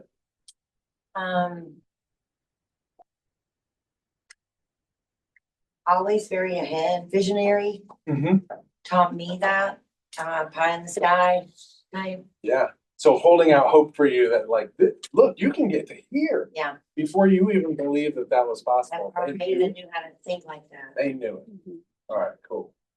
Willing to give me a chance when I didn't feel like I deserved it. Wow. Yeah. So they trusted you more than you trusted yourself. Yeah. Yeah. All right. So that's a good transition. Second question. One or two words that describe how that person made you feel. trusted, Success. successful, like, hey, I'm doing it. Yeah, Worthy and like I belong. that you deserve this and that you are in the right place. Secure. Yeah, that it was sort of creating a platform of safety for you to take chances from. Yeah. Safe. Yeah, safe. Seen. No, they were really trying to understand who you were, where you were, what your experience. You felt that. Capable. Yeah. They knew you could do it, and they made you feel like that too. I see it now. I keep hallucinating over here. Ready. Like, now's the time. I can do this. I got what I need. Heard it. You knew they listened to you and they got what you were saying, picking up what you were putting down. Like, you know how to do this and you can do it. You got what you need. Okay. This list that we just made, if you don't remember anything technical jargon about motivational interviewing, it doesn't matter, because what you just described is what your clients need. What you want, the reason you got into this work is because you want your clients to describe you in the way you just described that person. Because you want your clients to leave an interaction with you feeling the way that that person made you feel. And the way that we show up for people matters. So you've got the blueprint already. There are just some people out there that when they interact with us, they leave an impression. And you've had that experience and want to pass that experience on. And if you're not right now doing that, that's okay, because I hear you and I see you in this space saying, I want to get there. That's your change goal as a professional. You want to get back to a place that brought you into this role to begin. If this person that you just thought about is still in your life, when we break for lunch, send them a note. Say, this random dude named Peter asked me to think of someone who was helpful, and I thought of you. What a nice note you get. All right, so spirit of MI. Notice this tree over here. The tree represents your helping relationship with your folks that you help, and ideally we want it to grow big and strong and leaf out and bear fruit, right? And in order to do that, trees have to have a solid foundation, their roots. And that's how I think about this spirit. Is it's the root system that supports the growth of this helping relationship. And when the wind blows and things get stormy, if you don't have a strong root system, topples over. So investing in this root system really matters. There are 4 components to the spirit of MI: compassion, acceptance, partnership, and empowerment. I know you know what those words mean, but we're going to dig into each one of them in this context of motivational interviewing. But if acronyms are helpful to you to remember, notice that it spells CAPE. That's a reminder to me that as a helper, my job is not to swoop in with my superhero cape and rescue people from their lives. That's a fallacy. That's not how it works. It also, if you scramble it, spells PACE, which tells me I got to slow down and meet these people where they are. Because when people feel pushed, what do? Just Shut back. That's it. Fight or flight. They're going to push back or they're going to get out of there. So pacing myself to go at the speed that they're ready to go. And that is hard sometimes. I got a young man right now that I'm working with. I asked him what his normal Saturday was. He said 5 Jaeger bombs mixed with, 5 Jaeger bombs mixed with Red Bull. And then a minimum of 20 beers. When his parents insisted on meeting with me and him in our initial meeting, I said, I'd love to hear from you, talking to the clients, and the parents took over. I said, I want to hear from you at some point, but I'd really like to hear from you, and the parents took over. Now, why? this kid. Why could they not sit silently and let their son speak? I'm worried. They're terrified. It turns out that the mom has had 2 family members die as a result of their. And she is seeing her son on that path. She is terrified. Hear what they gonna say. And she is not the one who is going to stop his drinking or reduce his harm. In order, I'm not allowed to say that. I can say whatever I want. I also have slides covering rainbows. Take that. So this idea, I am scared for this kid too, right? He's. I mean, you think about where his blood alcohol content is on a Saturday night. I mean, he is in the. I mean, his tolerance is so high. He's got no safety mechanisms left, right? And he's going to go from woohoo part time to not breathing at some point. And the only path to reducing this kid's harm is to not make him feel pushed, because so many people have talked to this kid and he just leaves, or he says, "Oh, I can't watch this." He's gotta wanna do it. He's got to want to do it. All right. Compassion. So compassion is in the book, the definition is an intent to alleviate suffering and support positive growth, but it's really about genuine care and concern. And I believe that you can teach and grow and strengthen compassion. And the fundamental ingredient of compassion is curiosity. Yeah. You've got to want to understand. And so if you want to cultivate and increase your compassion muscles with your clients, if you're finding yourself being a little judgmental or frustrated with them, or shaking your head or going, kids these days, curiosity. What is it like for them? I'm going to show you a quick video and then we'll see what you do.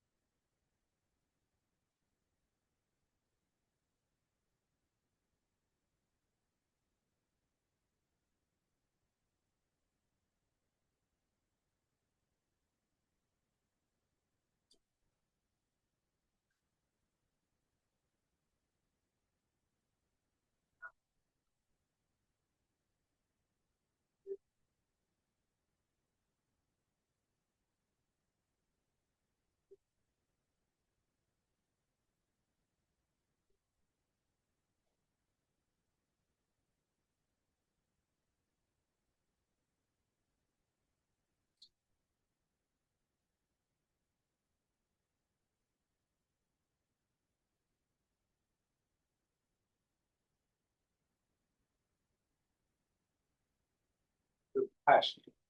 What'd you notice in there related to compassion. Came up.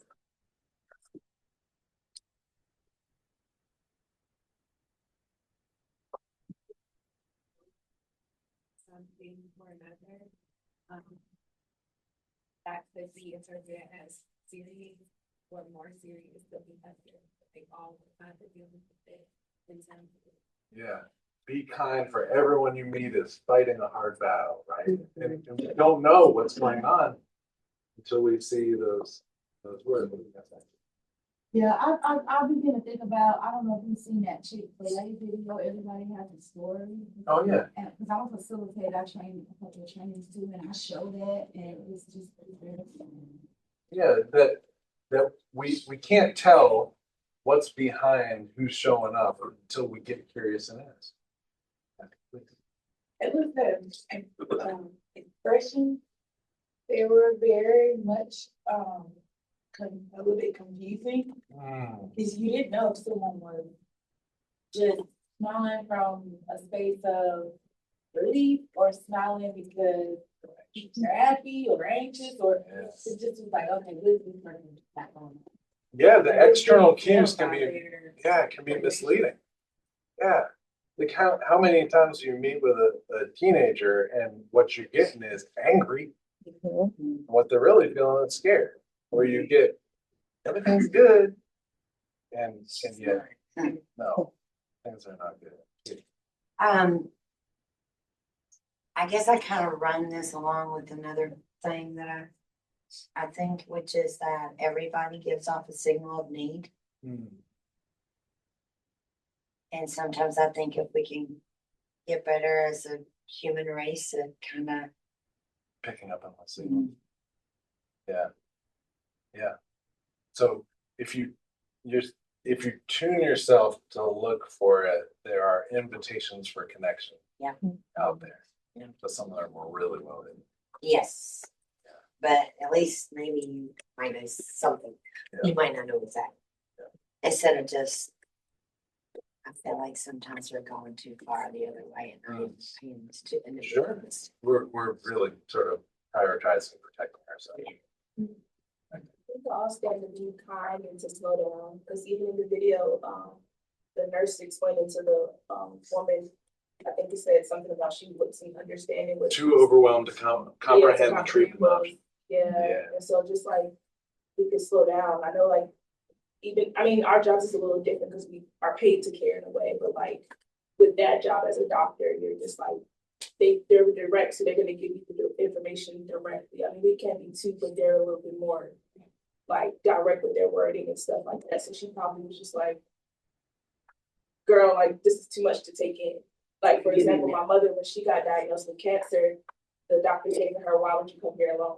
Like, she was supposed to know she was gonna get diagnosed with cancer that day. Wow. So it's like, we could stand to slow down.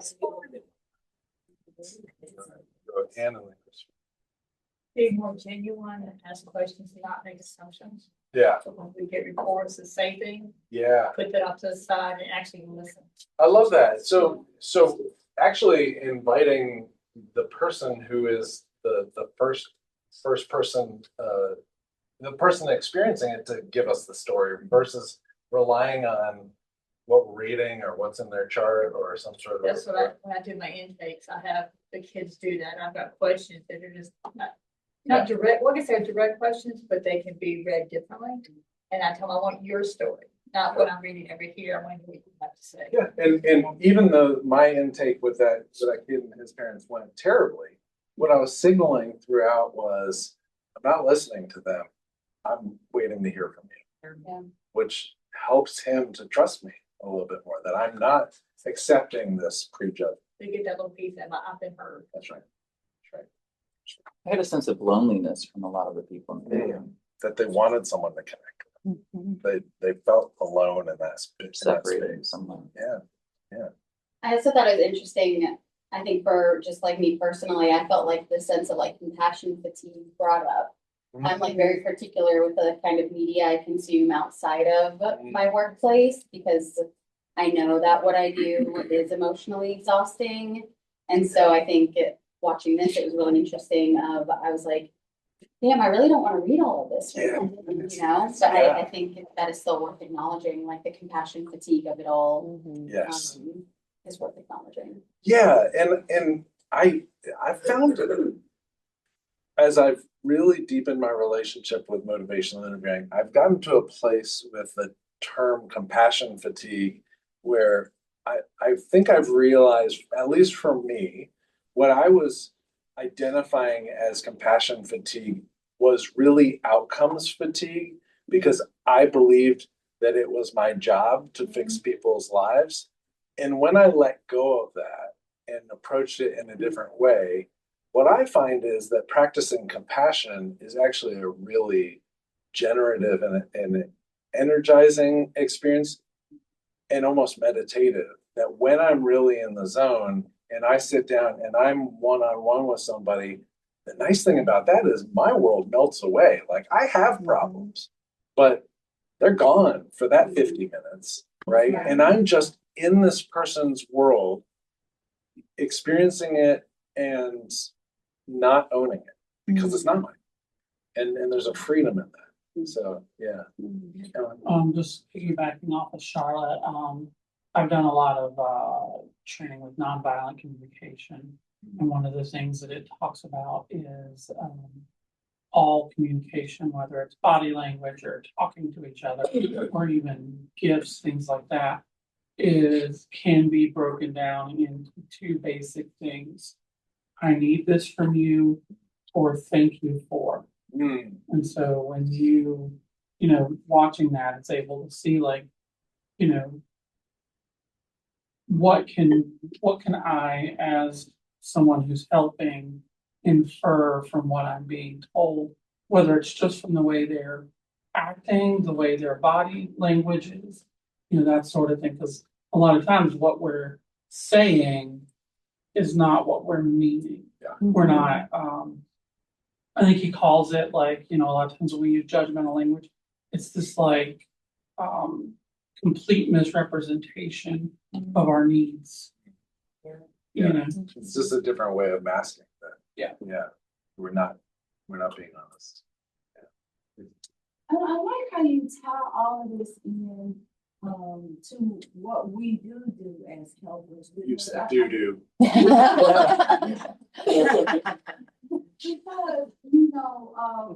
in educating those on our jobs and those on my job and those in my personal life, I try to get them to understand you do not know what others have been through.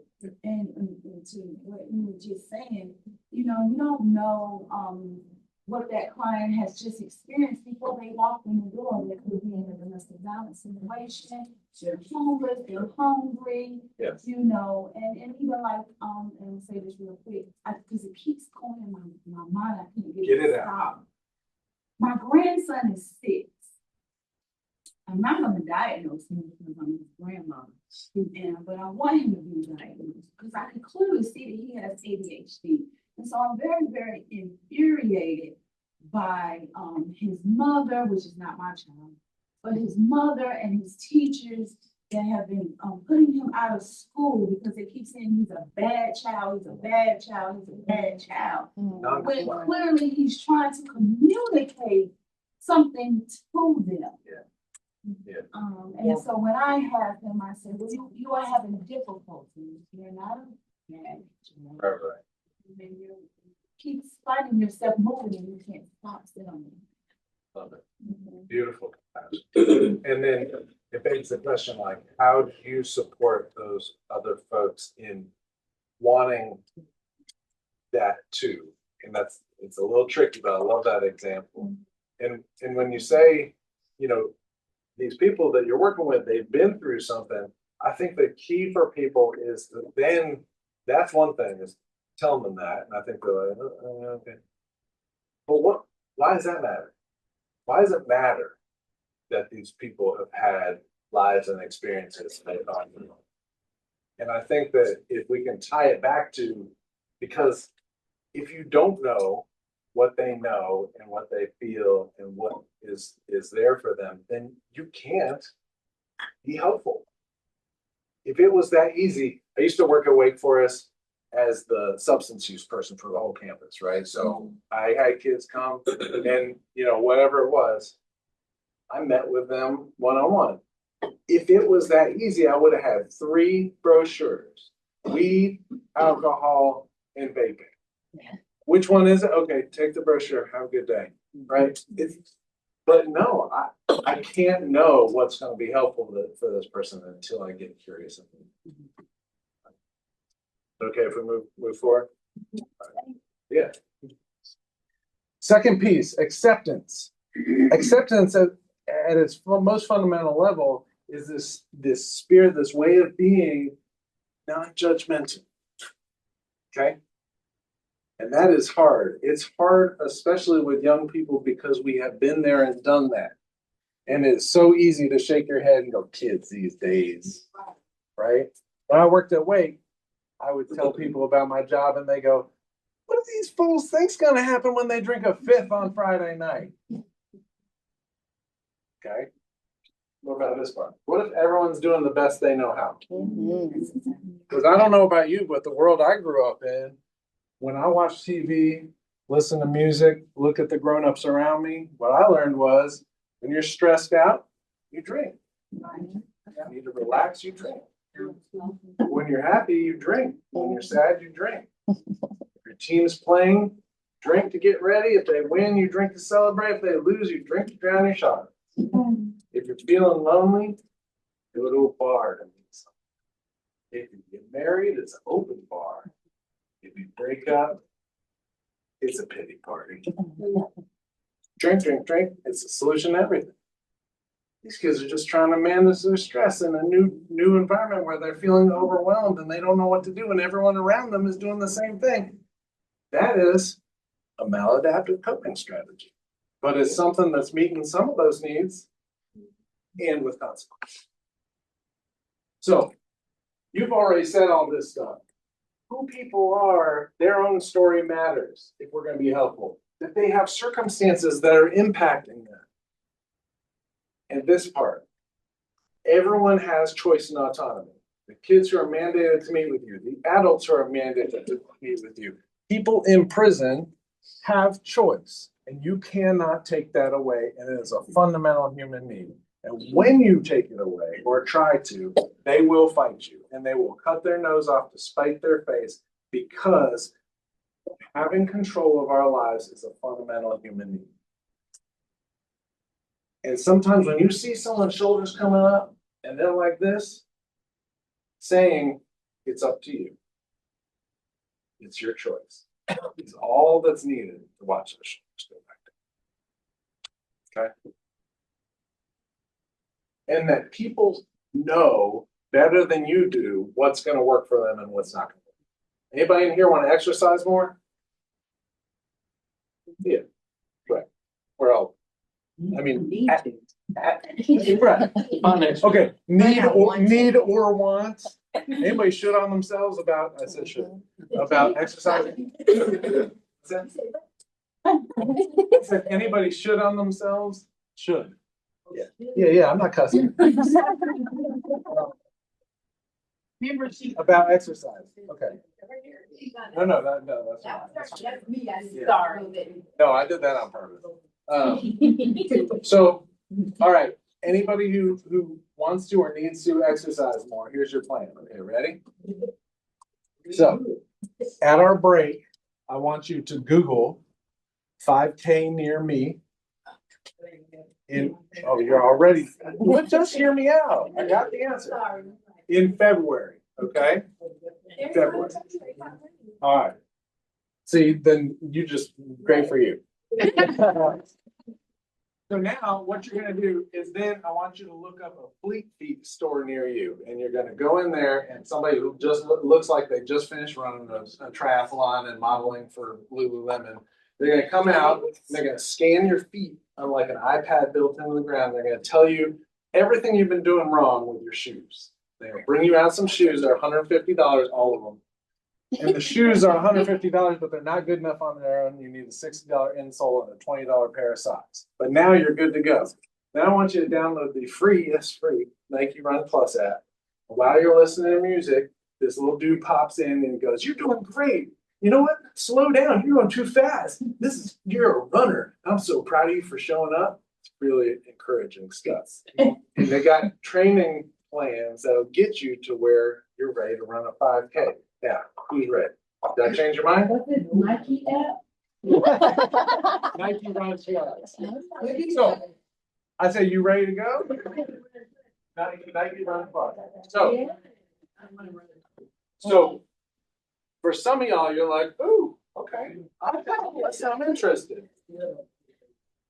For some of y'all, you're like, "Okay, that sounds like a good plan, but I'm not motivated." And some of y'all are like, "You lost me the moment you started speaking." And what's missing is I don't know what your situation is. I don't even know what exercise means to you. It could be, instead of driving in and getting my mail, I'm gonna park and then walk back out and get my mail. Okay, that's exercise. That's exercise. Right? What were you gonna say, Jim? I was gonna say, if you see me running, Okay. you need to start running as Okay, well. yes. Exactly. Yes, break glass in case of emergency. So, but our clients know, and we can activate them as active problem solvers in their own lives by saying, "What do you think we should do? Or what have you seen other folks do that you might be interested in? What ideas do you have?" Okay, start there. And I know you've got resources and expertise and experience. Start with asking them, because they just might know, and they definitely know what's not going to work. So offer an opportunity for them to do that. But if you just say, "Try this," nope. "Try this," nope. They're going to be like a kitten with a ball of yarn. So they're going to knock back everything you throw at them. I found that like oftentimes like my dog is like the last person that I talk to, and they're still trying to figure out questions for me, like answers to things. And when I get there, I ask one question, Which is? what were you doing before? Or how did you get here? Yes. Or if there's somebody with you. Okay, that's 3 questions. Yeah, like, you know, I'm just saying, like, those Yeah. questions that people don't ask, and by the time the person has told me, I have the one answer that no one has, because you didn't ask them. Yes. You go in there with this prompt. Yep. To get them to say the things you want them to say. Yeah. Because now your work is easy. Yeah. Because you can just go like, "Oh yeah, it's convenient." You know, it's like, I think just asking the question nobody asks sometimes is that opening door for people to trust that you will care. That you're there to help. And you're reminding them that they are someone who has done stuff. Even if it's just showing up to this appointment, that's an accomplishment. Right? Yeah. I thought it was an interesting example because I'm motivated to run. I want to do a 5K. I like the little apps that increment. I'm not going to spend $200 on gear, so I'm going to strike your whole plan because of the one sticking point. Even though I might agree with 90% of it, you try to give me a whole package deal, and I'm going to just ignore it because of the one little thing. Yeah. So and that's the thing. It's like, I'm setting myself up for failure, because I think you're right. I think in order for our plans to work for someone, they have to be basically perfect. And we're not mind readers. But we can invite them to help us build a plan bit by bit. And by definition, all the pieces are going to work because they're their pieces. Yeah, I love that. I'll share this in July, I was 250 pounds. And yesterday I was 211. Wow. And my doctor called me a caveman because over the years it's been this up and down thing. And that was the thing that got me when he called me a caveman. It was the intellectual insult, but he was playful as a friend. But it was the intellectual insult. It wasn't the 11.8 A1C. It wasn't the 350 sugar. It was daily sugar. It was, I don't want to be seen that. I have a grandbaby who I should care about. All these other. I have a son going to college. I have a daughter that's 30. I have all these things. None of that mattered. He called me a caveman. And it was like it hit somehow. And everything dissipated. Everything went away, but it was the way he said it. And it was that one thing. And I'm not sure that's the right tactic. But He's Yeah. from Slovakia and he's straightforward. Yeah, we can talk about your choice. But like, yeah. But he got me. Yeah. And it was, but I think he knew me well enough over the years to say, well, I've tried everything else. That's right. But so part of our job is to help people find their hook, their why. Without being. Yeah, but you have all these whys that would seem like they're obvious, but until you found your why, your gears weren't turning. Yeah, completely.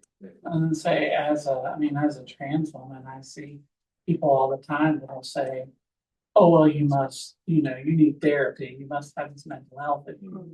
Or they'll say, well, you must have been emasculated or you must hate who you used to be. They have all these prescriptions for why I make the changes that I make. And none of them, like, unless you just ask me why I decided to go this route, why I wanted to make these changes. You have no clue. Like, they don't, but all of them like to sit in that expert zone of, we read about this on the internet, so we know what's prescribed for you, right? And I tell them, I'm in therapy. I love therapy. My therapist says I'm doing great, right? Like, Well, and what's nice about those people, being very generous, is that it's truth in advertising. They're letting you know that they are not safe to be a helper. Yeah. No. So you're done with them right from the get-go because of the assumption and that expert stance that I'm up here where I've got it figured out and you're down here and my job is to bestow knowledge and wisdom on you until you get to this higher ground. And why would you make yourself vulnerable to a person? And we need our clients to trust us, or else they're not going anywhere. Yeah. Thanks for sharing that. I hate that. Everyone has strengths. I believe that is a fundamental, and even if it's hustling, lad, that's a strength. And it's a strength that can be leveraged, right? Everyone is motivated for something. And all of it boils down to these fundamental human needs of connection, safety, control, right? That no matter how dysfunctional the behavior, no matter how much of a front they put up, at the core, it boils down to one of those things. And everyone is wired a little bit differently. So I can be very successful in working with someone that I am fundamentally just opposed to. I have strong beliefs and strong opinions, and I don't need to approve of someone in order to accept them. Those are two different things. And so when someone's really different than me, it's almost easier in some ways because I have to really exert effort to cultivate that compassion through curiosity. What is it that led this person to feel that way? To believe these things that I don't understand. I actually need to rely on them to understand it versus making an assumption. Oh yeah, I feel that way too. I know exactly what you. No, I don't. Right.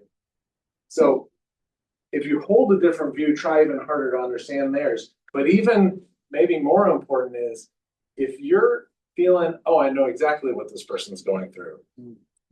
Talk to yourself. Get curious about what is different about their experience than was your similar experience.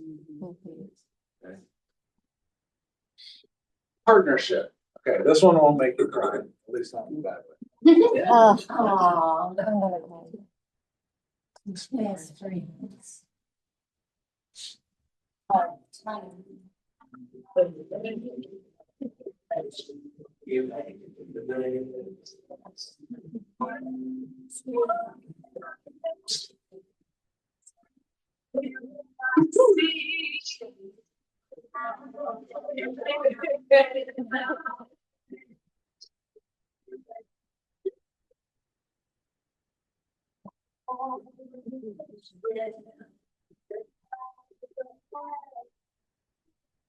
Such a such that I wanted to know. Feelings are true. I really love you. Oh, you're the best friend.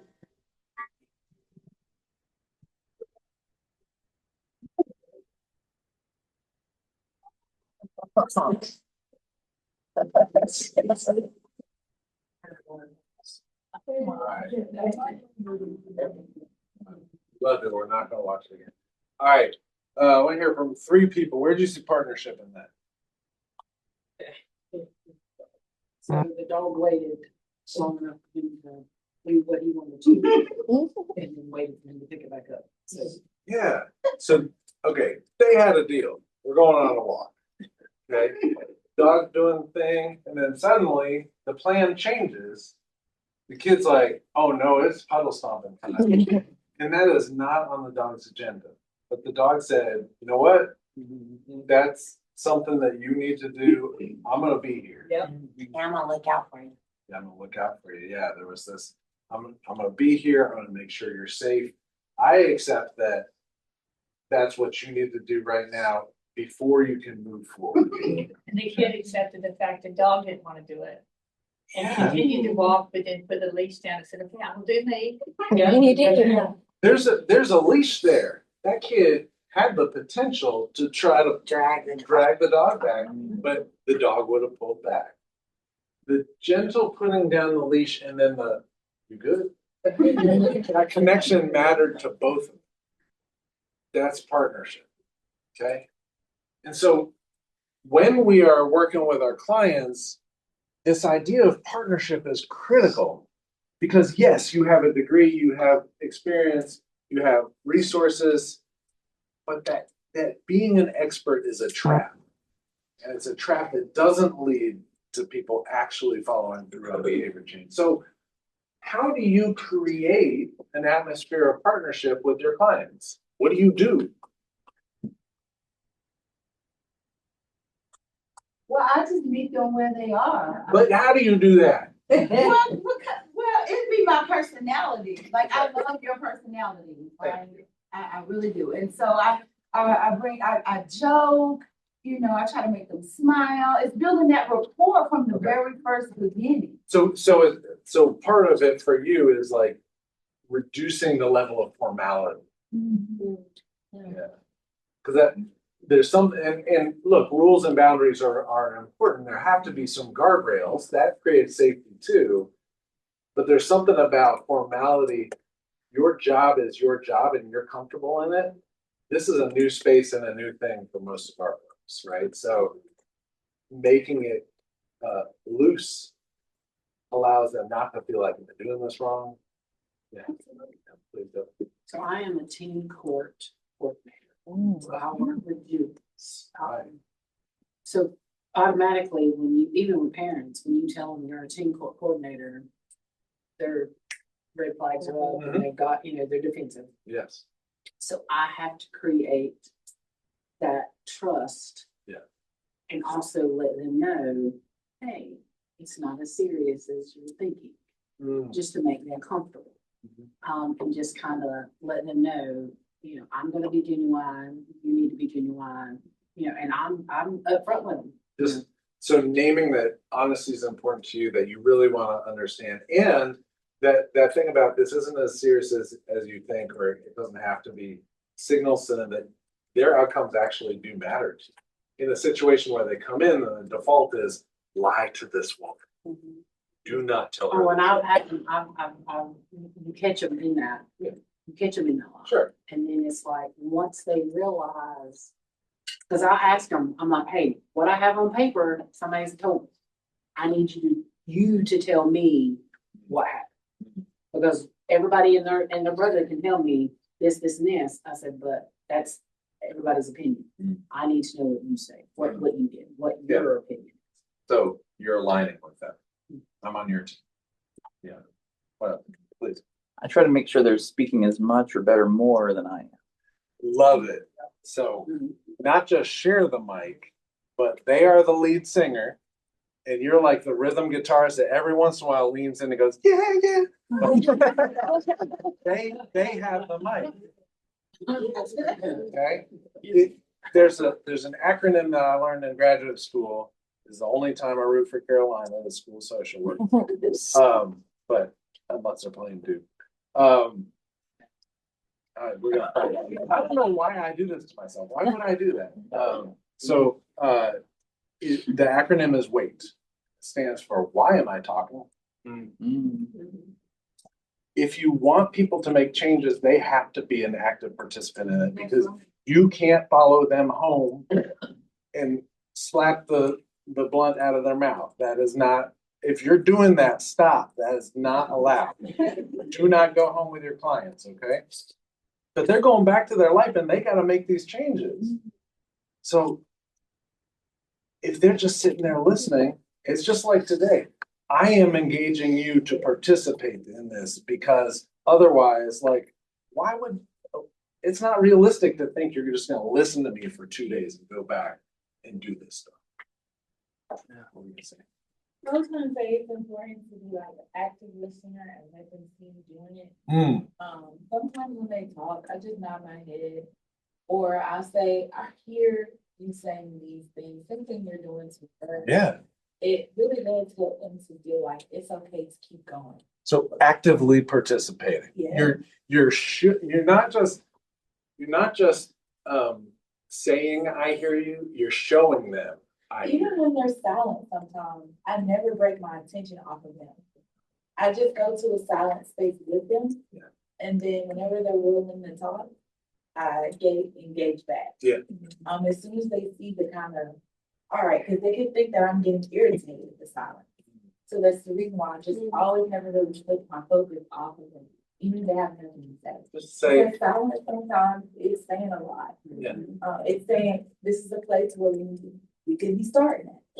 This is a place that's important, but this is where the problem is. So Well, when I we think it's that. when we were thinking about that change we want to make, I heard Maeve say, when am I supposed to make this change? I'm too busy living my life to press pause and change the things I need to change. Those moments of silence are oftentimes the time when this person has a moment to stop and think and strategize and actually do the changing. Yeah, but you're signaling to them throughout, I'm where you are. Yeah. I'm not over here saying, get your butt over here, where you're at's not okay with me. If you need to stop in a puddle, then go do it, and I'll be here when you get back. Right. I was gonna say, getting to know them outside of their trauma. Mm. Our population, I feel like we spend so much time on the healing, but what I want my clients to focus on is finding the letters and finding joy. Yes. So having them tap into their creativity and their childlike thing, that used to bring them joy. So I help them try to tap into that for someone. I think that helps them feel safe, like it's not all serious, but Yes. really they're working on independent living skills all the time. To get to really just be human and understand that you can enjoy life. It really doesn't have to be this long, out process. Yes. It's two sides to it. People are more than their diagnoses, and so rarely does our system interact with people in that way. And people are so much more open to doing if they know that you see them as a full 3-dimensional 360-degree human being. Yeah. Yeah. And if you just see them as a diagnosis, that shame is being brought to this. Yes. Yeah, I had a quick thought because when Kendra was talking about like maybe clients not always understanding the silence too, and so doing a lot of little things with that made me think about like part of what I do with my, because I work primarily with teens and drug and alcohol, and a lot of your teens being in the South, I think is important thinking about how to build that atmosphere of partnership and so even like explaining a lot about like how does therapy work. Like I used silence with a client recently, and they were like, what am I supposed to be doing right now? Yeah. And so like when we start, I go really thoroughly with my teens over confidentiality of like, what do I talk to your parents about and what do I not talk to your parents about? And that like totally shifts the dynamic of what they're willing to talk to me about because they know what I will and will not say to their caregivers. But it made that thinking about like, especially with teens, like they don't know how therapy works. Like they don't know what to be doing in therapy.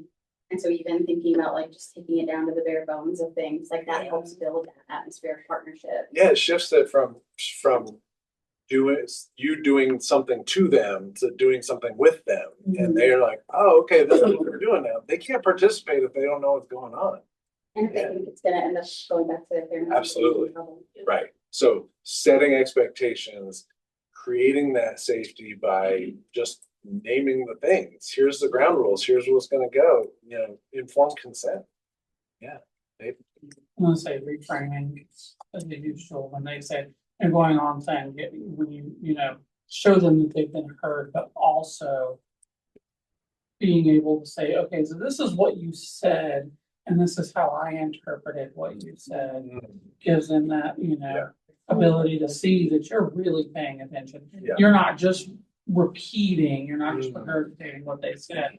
You're taking it and looking at it, and examining it. And looking for meaning. And it also kind of gives them that idea that you are going to be helpful to them in a way that's not just, you know. But that also gives them a moment to, if you didn't get it right, because somebody can say something and you interpret it totally different, that's not what they mean. And they can say, hey. Exactly, they give you a chance to understand. Yeah. So when your clients feel like they're in partnership with you, how do you know? What does it look like? Sometimes it is more forthcoming. They start talking. Yeah.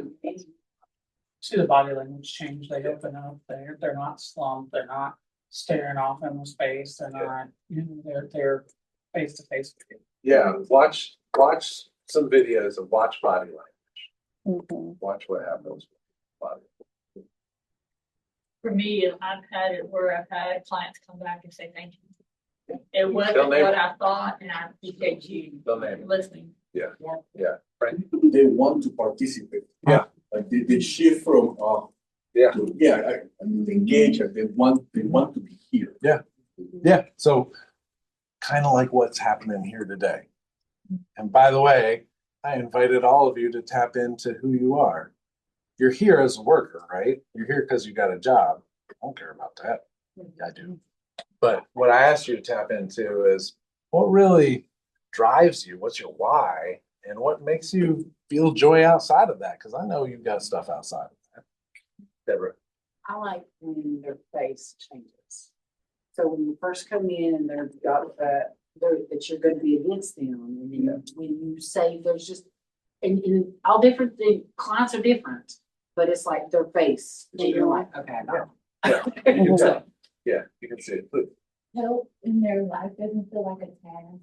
You'll find that their families will be like, oh my God, Jessica came and asked me for support around this week.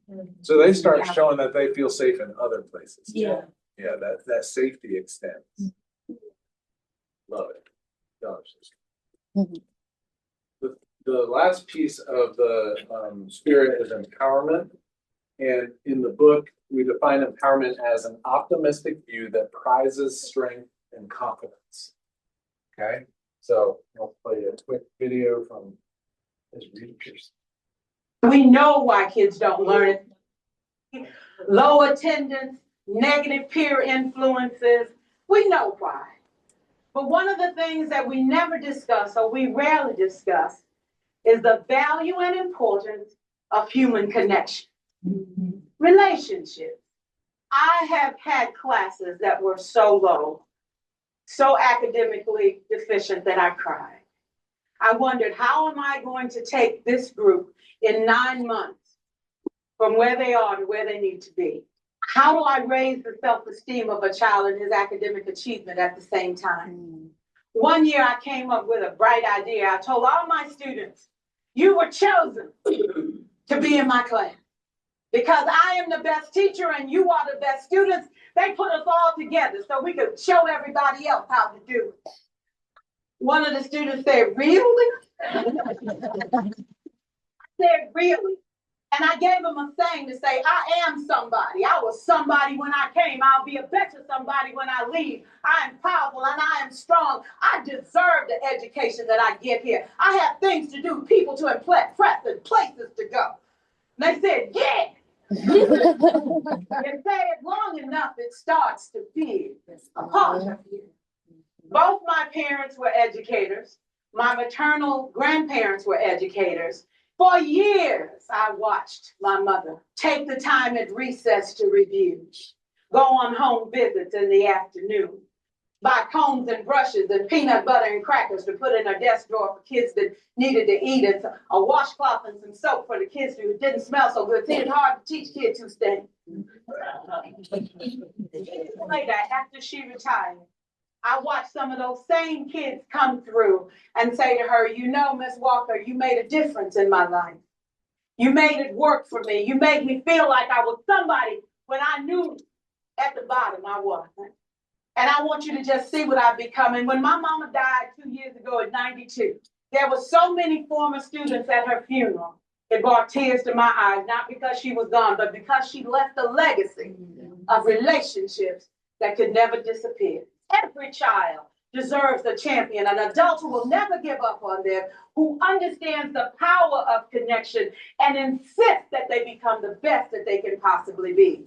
Is this job tough? You betcha. Oh God, you betcha. But it is not impossible. We can do this. We're educated. We're born to make a difference. Thank you so much. All right, so where'd you see or hear about empowerment? What stood out about empowerment? What she was saying? Her tone. She was very confident in herself. Yeah. So, like sometimes like when we go in talking with like participants and things like that, we're down, that kind of like knocks them down, especially teens, because now they're like, well, what's wrong with you? What's going on with you? We're confident, we show how we go to people. Yeah, and we're excited to see them get to where they want to get. That's part of what she was doing, was believing and holding out hope. She took them from really.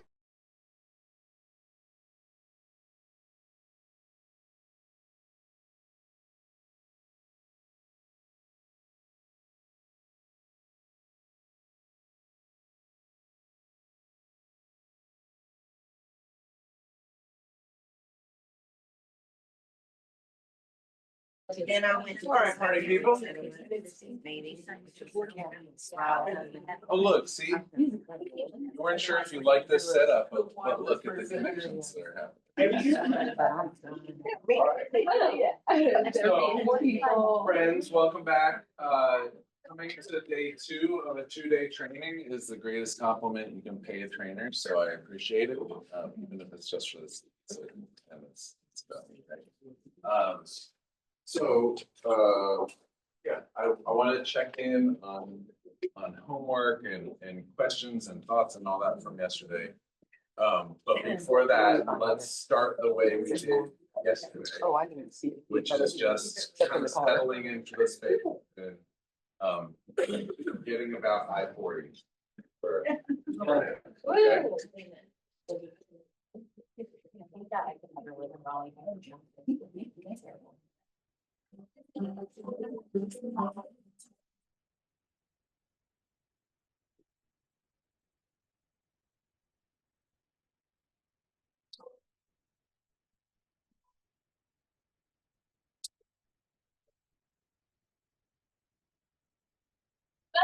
Can you hear me? If everybody's listening, my dreams are to write a book. To be a dancer one day. To open a cafe with my best friend. I would like to be debt-free. To go back to school, to get a degree in psychology. My dream is to be a robot. My dream is to travel the world. To get a better job. I mean, I love my job, don't get me wrong, but I need way more money. My dream is to be happy with what I'm doing. I don't know what I want to do. I just want to be happy doing it. I want to go back and find the lost love of my life, a girl named Valerie. My dream is to be a good boss. My girl, she's going to be born in September 2nd. That's the approximate date. I met her in Las Vegas. It's not a very romantic place. From the minute I met her, I knew she was the love of my life. For 4 generations of my life, my great-grandfather left his children. My grandpa left his children. My dad left his daughter. I want to be the one to break that cycle because I want to be there for her. I'm going to have to go find her. When I was 16, I started dancing. I got a dance company. And about 3 months ago, I auditioned for that dance company. And now I'm living my dream dancing for Diablo Dance Theater. I'm the oldest from my family, and I want to teach my brothers. I want to be their role model. I want to be a more heroic person and stand up for what I believe in.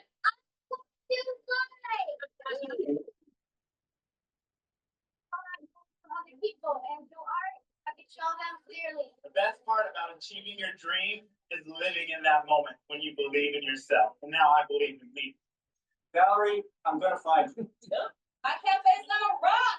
It's gonna happen.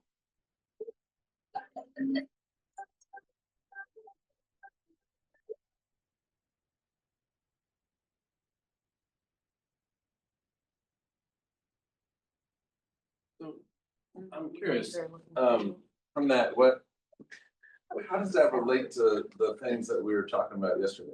It's empowerment. It's empowerment, say more. I mean, you put that out there and it's not like you're forcing them to get out there. They see it and they wanna go up and they, you know, you give them the space to say that and you take that space. Yeah, being offered the opportunity to speak your dreams out loud. In front of other people, strangers that you've never met. Yeah, and having witnesses makes a difference. But also, I think with them, where my head went was that they may not have even thought about what their dream was at any given point. And so when they got up there, it clicked because somebody asked them that question. And so they're speaking that out loud. And I'm pretty sure half of them was like, oh, like the guy said, I want to find my lost love. Who knows how many times he's thought about that, but him speaking out loud, he's like, oh, now I'm gonna go find her. Yeah. So, and the kid that said, I want to fly, I'm sorry, that was. Yeah, I like that. Yeah, but those seeds are back there somewhere, but who knows if they would have germinated at all. Yeah. Had they not had that opportunity to be invited to pause and think about it. Yeah. Please. So, and then it was a burn. I feel like it's an empowerment, but opposition don't burn. They were able to shout it out and they did. What's the thing? Megaphone? Yeah. Yeah. I think that- Basically, I love that. And I usually think about affirmation being someone receiving it and handing it back, but for you, that affirmation is really like that it went out there and was received by whoever's passing by. And actually, there were a few passersby who sort of reacted and smiled or gave a thumbs up, you know. Yeah, please. I think that one of the things I found it really interesting about that one is that it was a megaphone.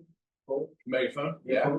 And that not only let the people say out loud the dreams, it amplified. Yeah, like it made it not just so that I can tell you that the dream, I just making it huge. It makes it louder. Yes. Yeah, yeah. It takes it from, you can't really whisper it, you know, it's, I have this thought, and if I'm gonna say it, I know it's gonna get big. Yeah. Cool. And what did you notice about the change over the course of the video? The statements at the beginning of the video versus the statements at the end of the video? They got longer. They got longer. Yeah, more, there was a little timidity at the beginning and they were into it. What else? Anything else you noticed about how it evolved over the course of it? The energy was different. Yeah. Yeah, and how was the energy different? Like at the beginning was like, this is my dream. And I want to do this. And they tended by, but I want to like they got big, like their the bodies were big, expressions. The energy shifted, they were more confident, they were We got more. accountability and things. Yeah. Yeah, they also went from I want statements to I will statements. Yes, and this language matters, so those are both what we're gonna get into this today. They're both what we call change talk.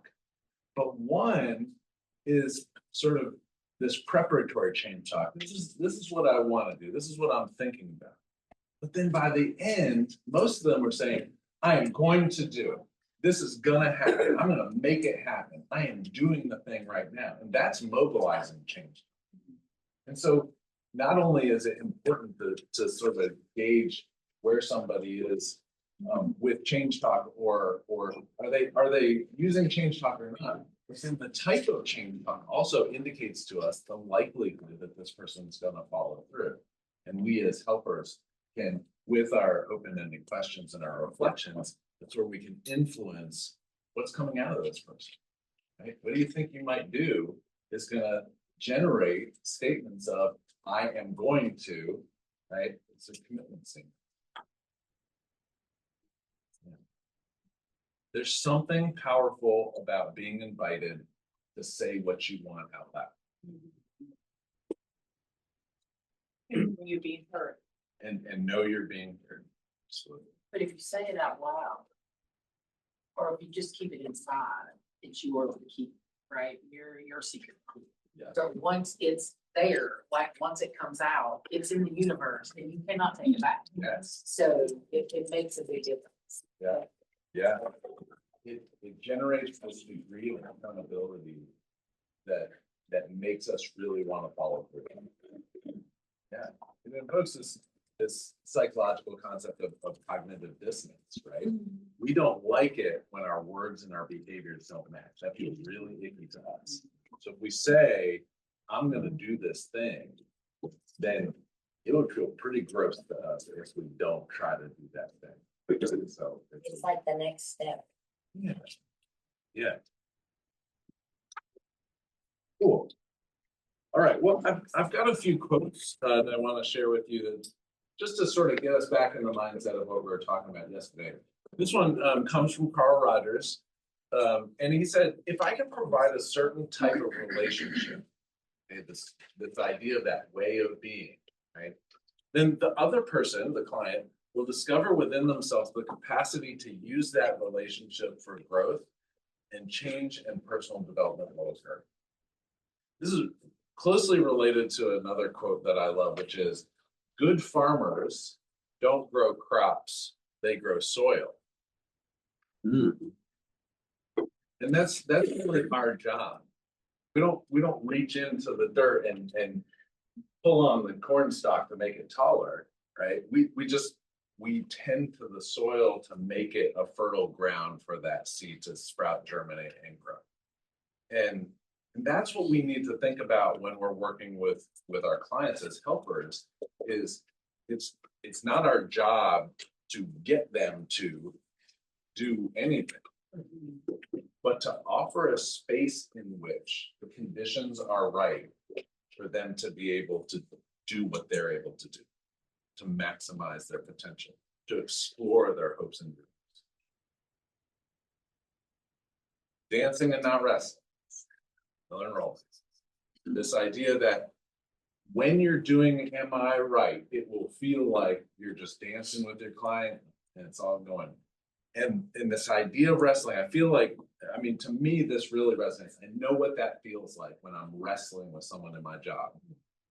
And if I am wrestling, I know it is my fixing reflex. And that's it's just this alarm bell now that I'm like, oh, I'm feeling frustrated. Oh, it's my fixing reflex. And what that means in plain language is I am chasing something that they're not interested in chasing, or that they don't feel safe in chasing. I am out in front of them. I thought we were on a road trip together, and I left the driveway before they were even. I've got to go back to the driveway and see if they want to. Okay. There's a group out there called What Matters to You World, and their slogan is, it's not what's the matter with you, it's what matters to you. But this idea of connecting with what's important to people, that is going to drive their growth and their wellness and their bravery more than looking to see what's wrong with you and how can we fill that void with advice or insight or medicine or skills. And then finally, this one comes from the 4th edition of the motivational interviewing book. And when I read this, I laughed out loud on the plane. You don't provide motivation for someone any more than a midwife provides the baby. You bring it out, calling forth what's already there. People are motivated, and they're motivated towards health and well-being. And what we see on the outside is oftentimes an attempt to do the best they can to manage pain. And so often that pain that they're managing is the pain of not living the life that they truly want to live, that's in alignment with their values. but they haven't found another way. Often a safety net. Yeah, exactly. Yeah, they're reaching for something to ease that pain, and it doesn't quite fit the bill. Any other thoughts, reactions, saying that? Yeah, that sounded like what we were talking about yesterday. All right, so as we get into today, just a reminder about our agreements, and especially the two that I want to highlight are, number one, I think you did a great job yesterday, being brave, leaning into the learning piece. I know it's hard to feel like, ooh, I feel awkward, and when I invite you to practice, I invite you to really lean into it, because this is your opportunity. Tomorrow I'm gone, you're gone, we go back to our lives. Today's the day that you can really challenge yourself to learn this stuff. So when we have practice opportunities, you know, if you're like, I ran out of things to talk about, resist that temptation to ask your partner, what are you doing this weekend? Instead, see, what else can I explore here? Lean into it. The other thing is the privacy piece. We did a good job of that yesterday. Just a reminder, even when we're debriefing, tell us about what happened in the dynamic, but don't tell us what they were talking. Okay. Your partner may not want you to tell us that their garage is a mess and it's been a mess for 10 years. Whatever it is, that's theirs. Let it be theirs. If it really feels like, wow, it would be so helpful to have context around this, then turn to your partner and say, is it okay if I tell them a little bit about it? And they can say yes. All right. Today's schedule, same as yesterday, except I realized yesterday I cheated you a little bit on breaks. I was thinking that I was limited to giving you 15 minutes during the day, and that's not true. So I'll make that up today. We'll have a little more in terms of breaks today, morning break, afternoon break. Will you again remind me at 10:30? Thank you so much. And then we'll be done no later than 4:30. On the way. I know that these roads turn into parking lots at 4:30. So do not dally. Okay, get people's phone numbers before it's time to leave, because you got to get on the road, y'all. And then keep on managing yourself. We got a little more room today. I know some of you were like, whoa, you changed it. I'm sorry. And I believe in your ability to grow and adapt. But yeah, that's right. Yeah. I was gonna say, Well, really sorry, or you were keeping us on things. well, and you are welcome to be on your toes. That's right now you're on your butts. You're welcome to be on your toes. Manage yourself however you need to. Okay. Any other questions about logistics or today's schedule or anything like that?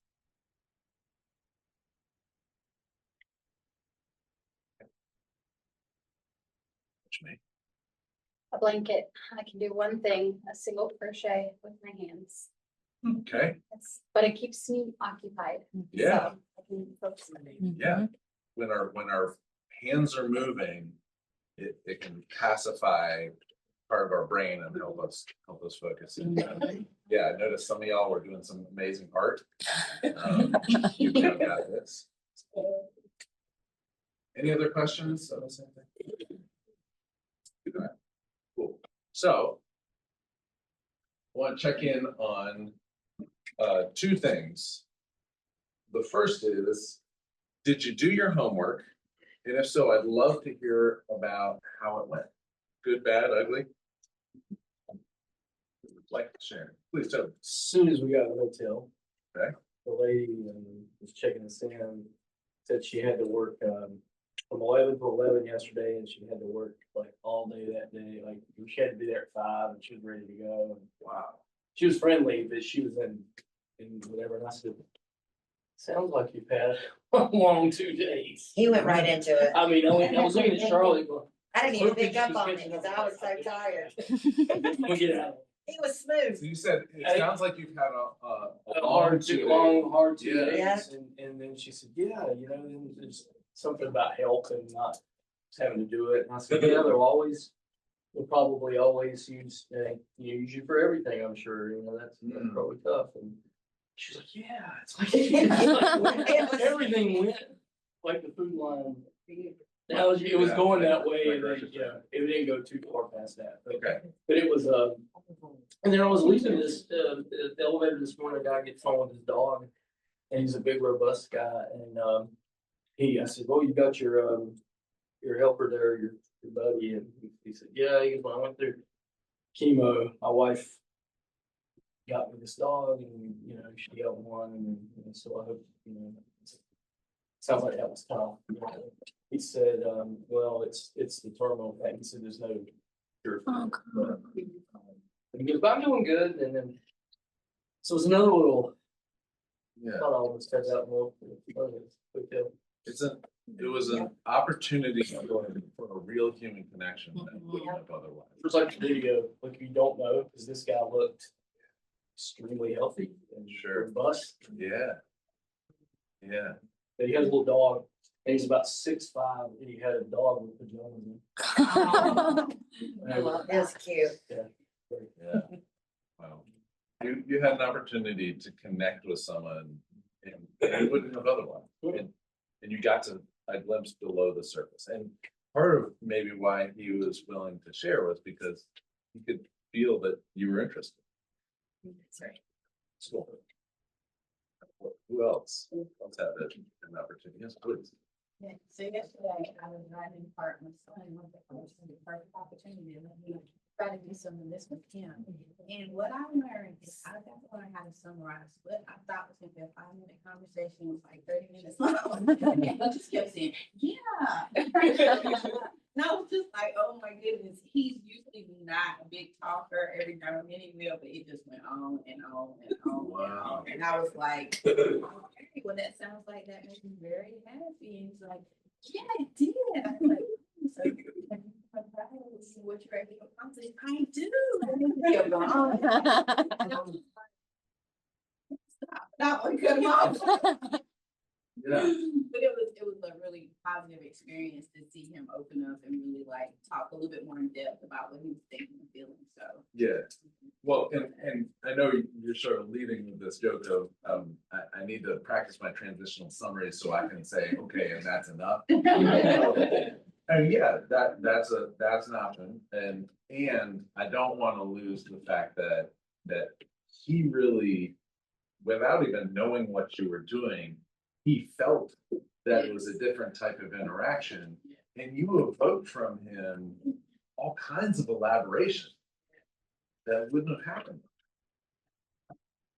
So my brain goes, oh, 13. Oh, see, right there, you made a big step. Just because they're 13. Yeah, because you get the grunt, you know. Yeah. I was, yeah. Well, and I heard you say we were in the car, and we talked about body language yesterday, right? And so one of the things is, yeah, absolutely. If you're meeting with somebody and you want to show them that you're interested, you're going to square your body to them. You're going to look them in the eye. You're going to, nod. You're going to give them all that. And that is not sufficient. Because like I said, I can be really distracted and do all that stuff. That's easy. That's autopilot. But here, that wasn't even necessary because she was proving that what he was saying and feeling mattered.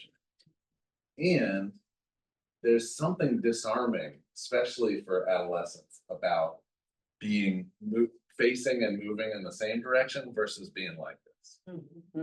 And so there's something magical about being on a walk or being in a car with a young person that they don't feel so much like you're at them. Because there is that inherent power differential. But if you're like this, you lose the opportunity to use your body language, but you don't need it. If you're reflecting, you're proving to them, I am engaged and it matters and I'm interested. Yeah, that's really cool. Yeah, I hope it keeps going. Yeah, I saw someone else raising. I have a question. Yeah. When doing reflections, because I do this a lot, is it better to make it a statement, like you're proud of yourself, Yes. as opposed to it sounds like you're proud of yourself, or does it matter? So, there's the steps, right? What I'm hearing is, what I heard you say is, it sounds like. Okay, so let's say you're proud of yourself. Someone's gonna say, yeah, I mean, I did, right? It sounds like you're proud of yourself. What I'm hearing you say is you're proud of yourself. Are the other two better?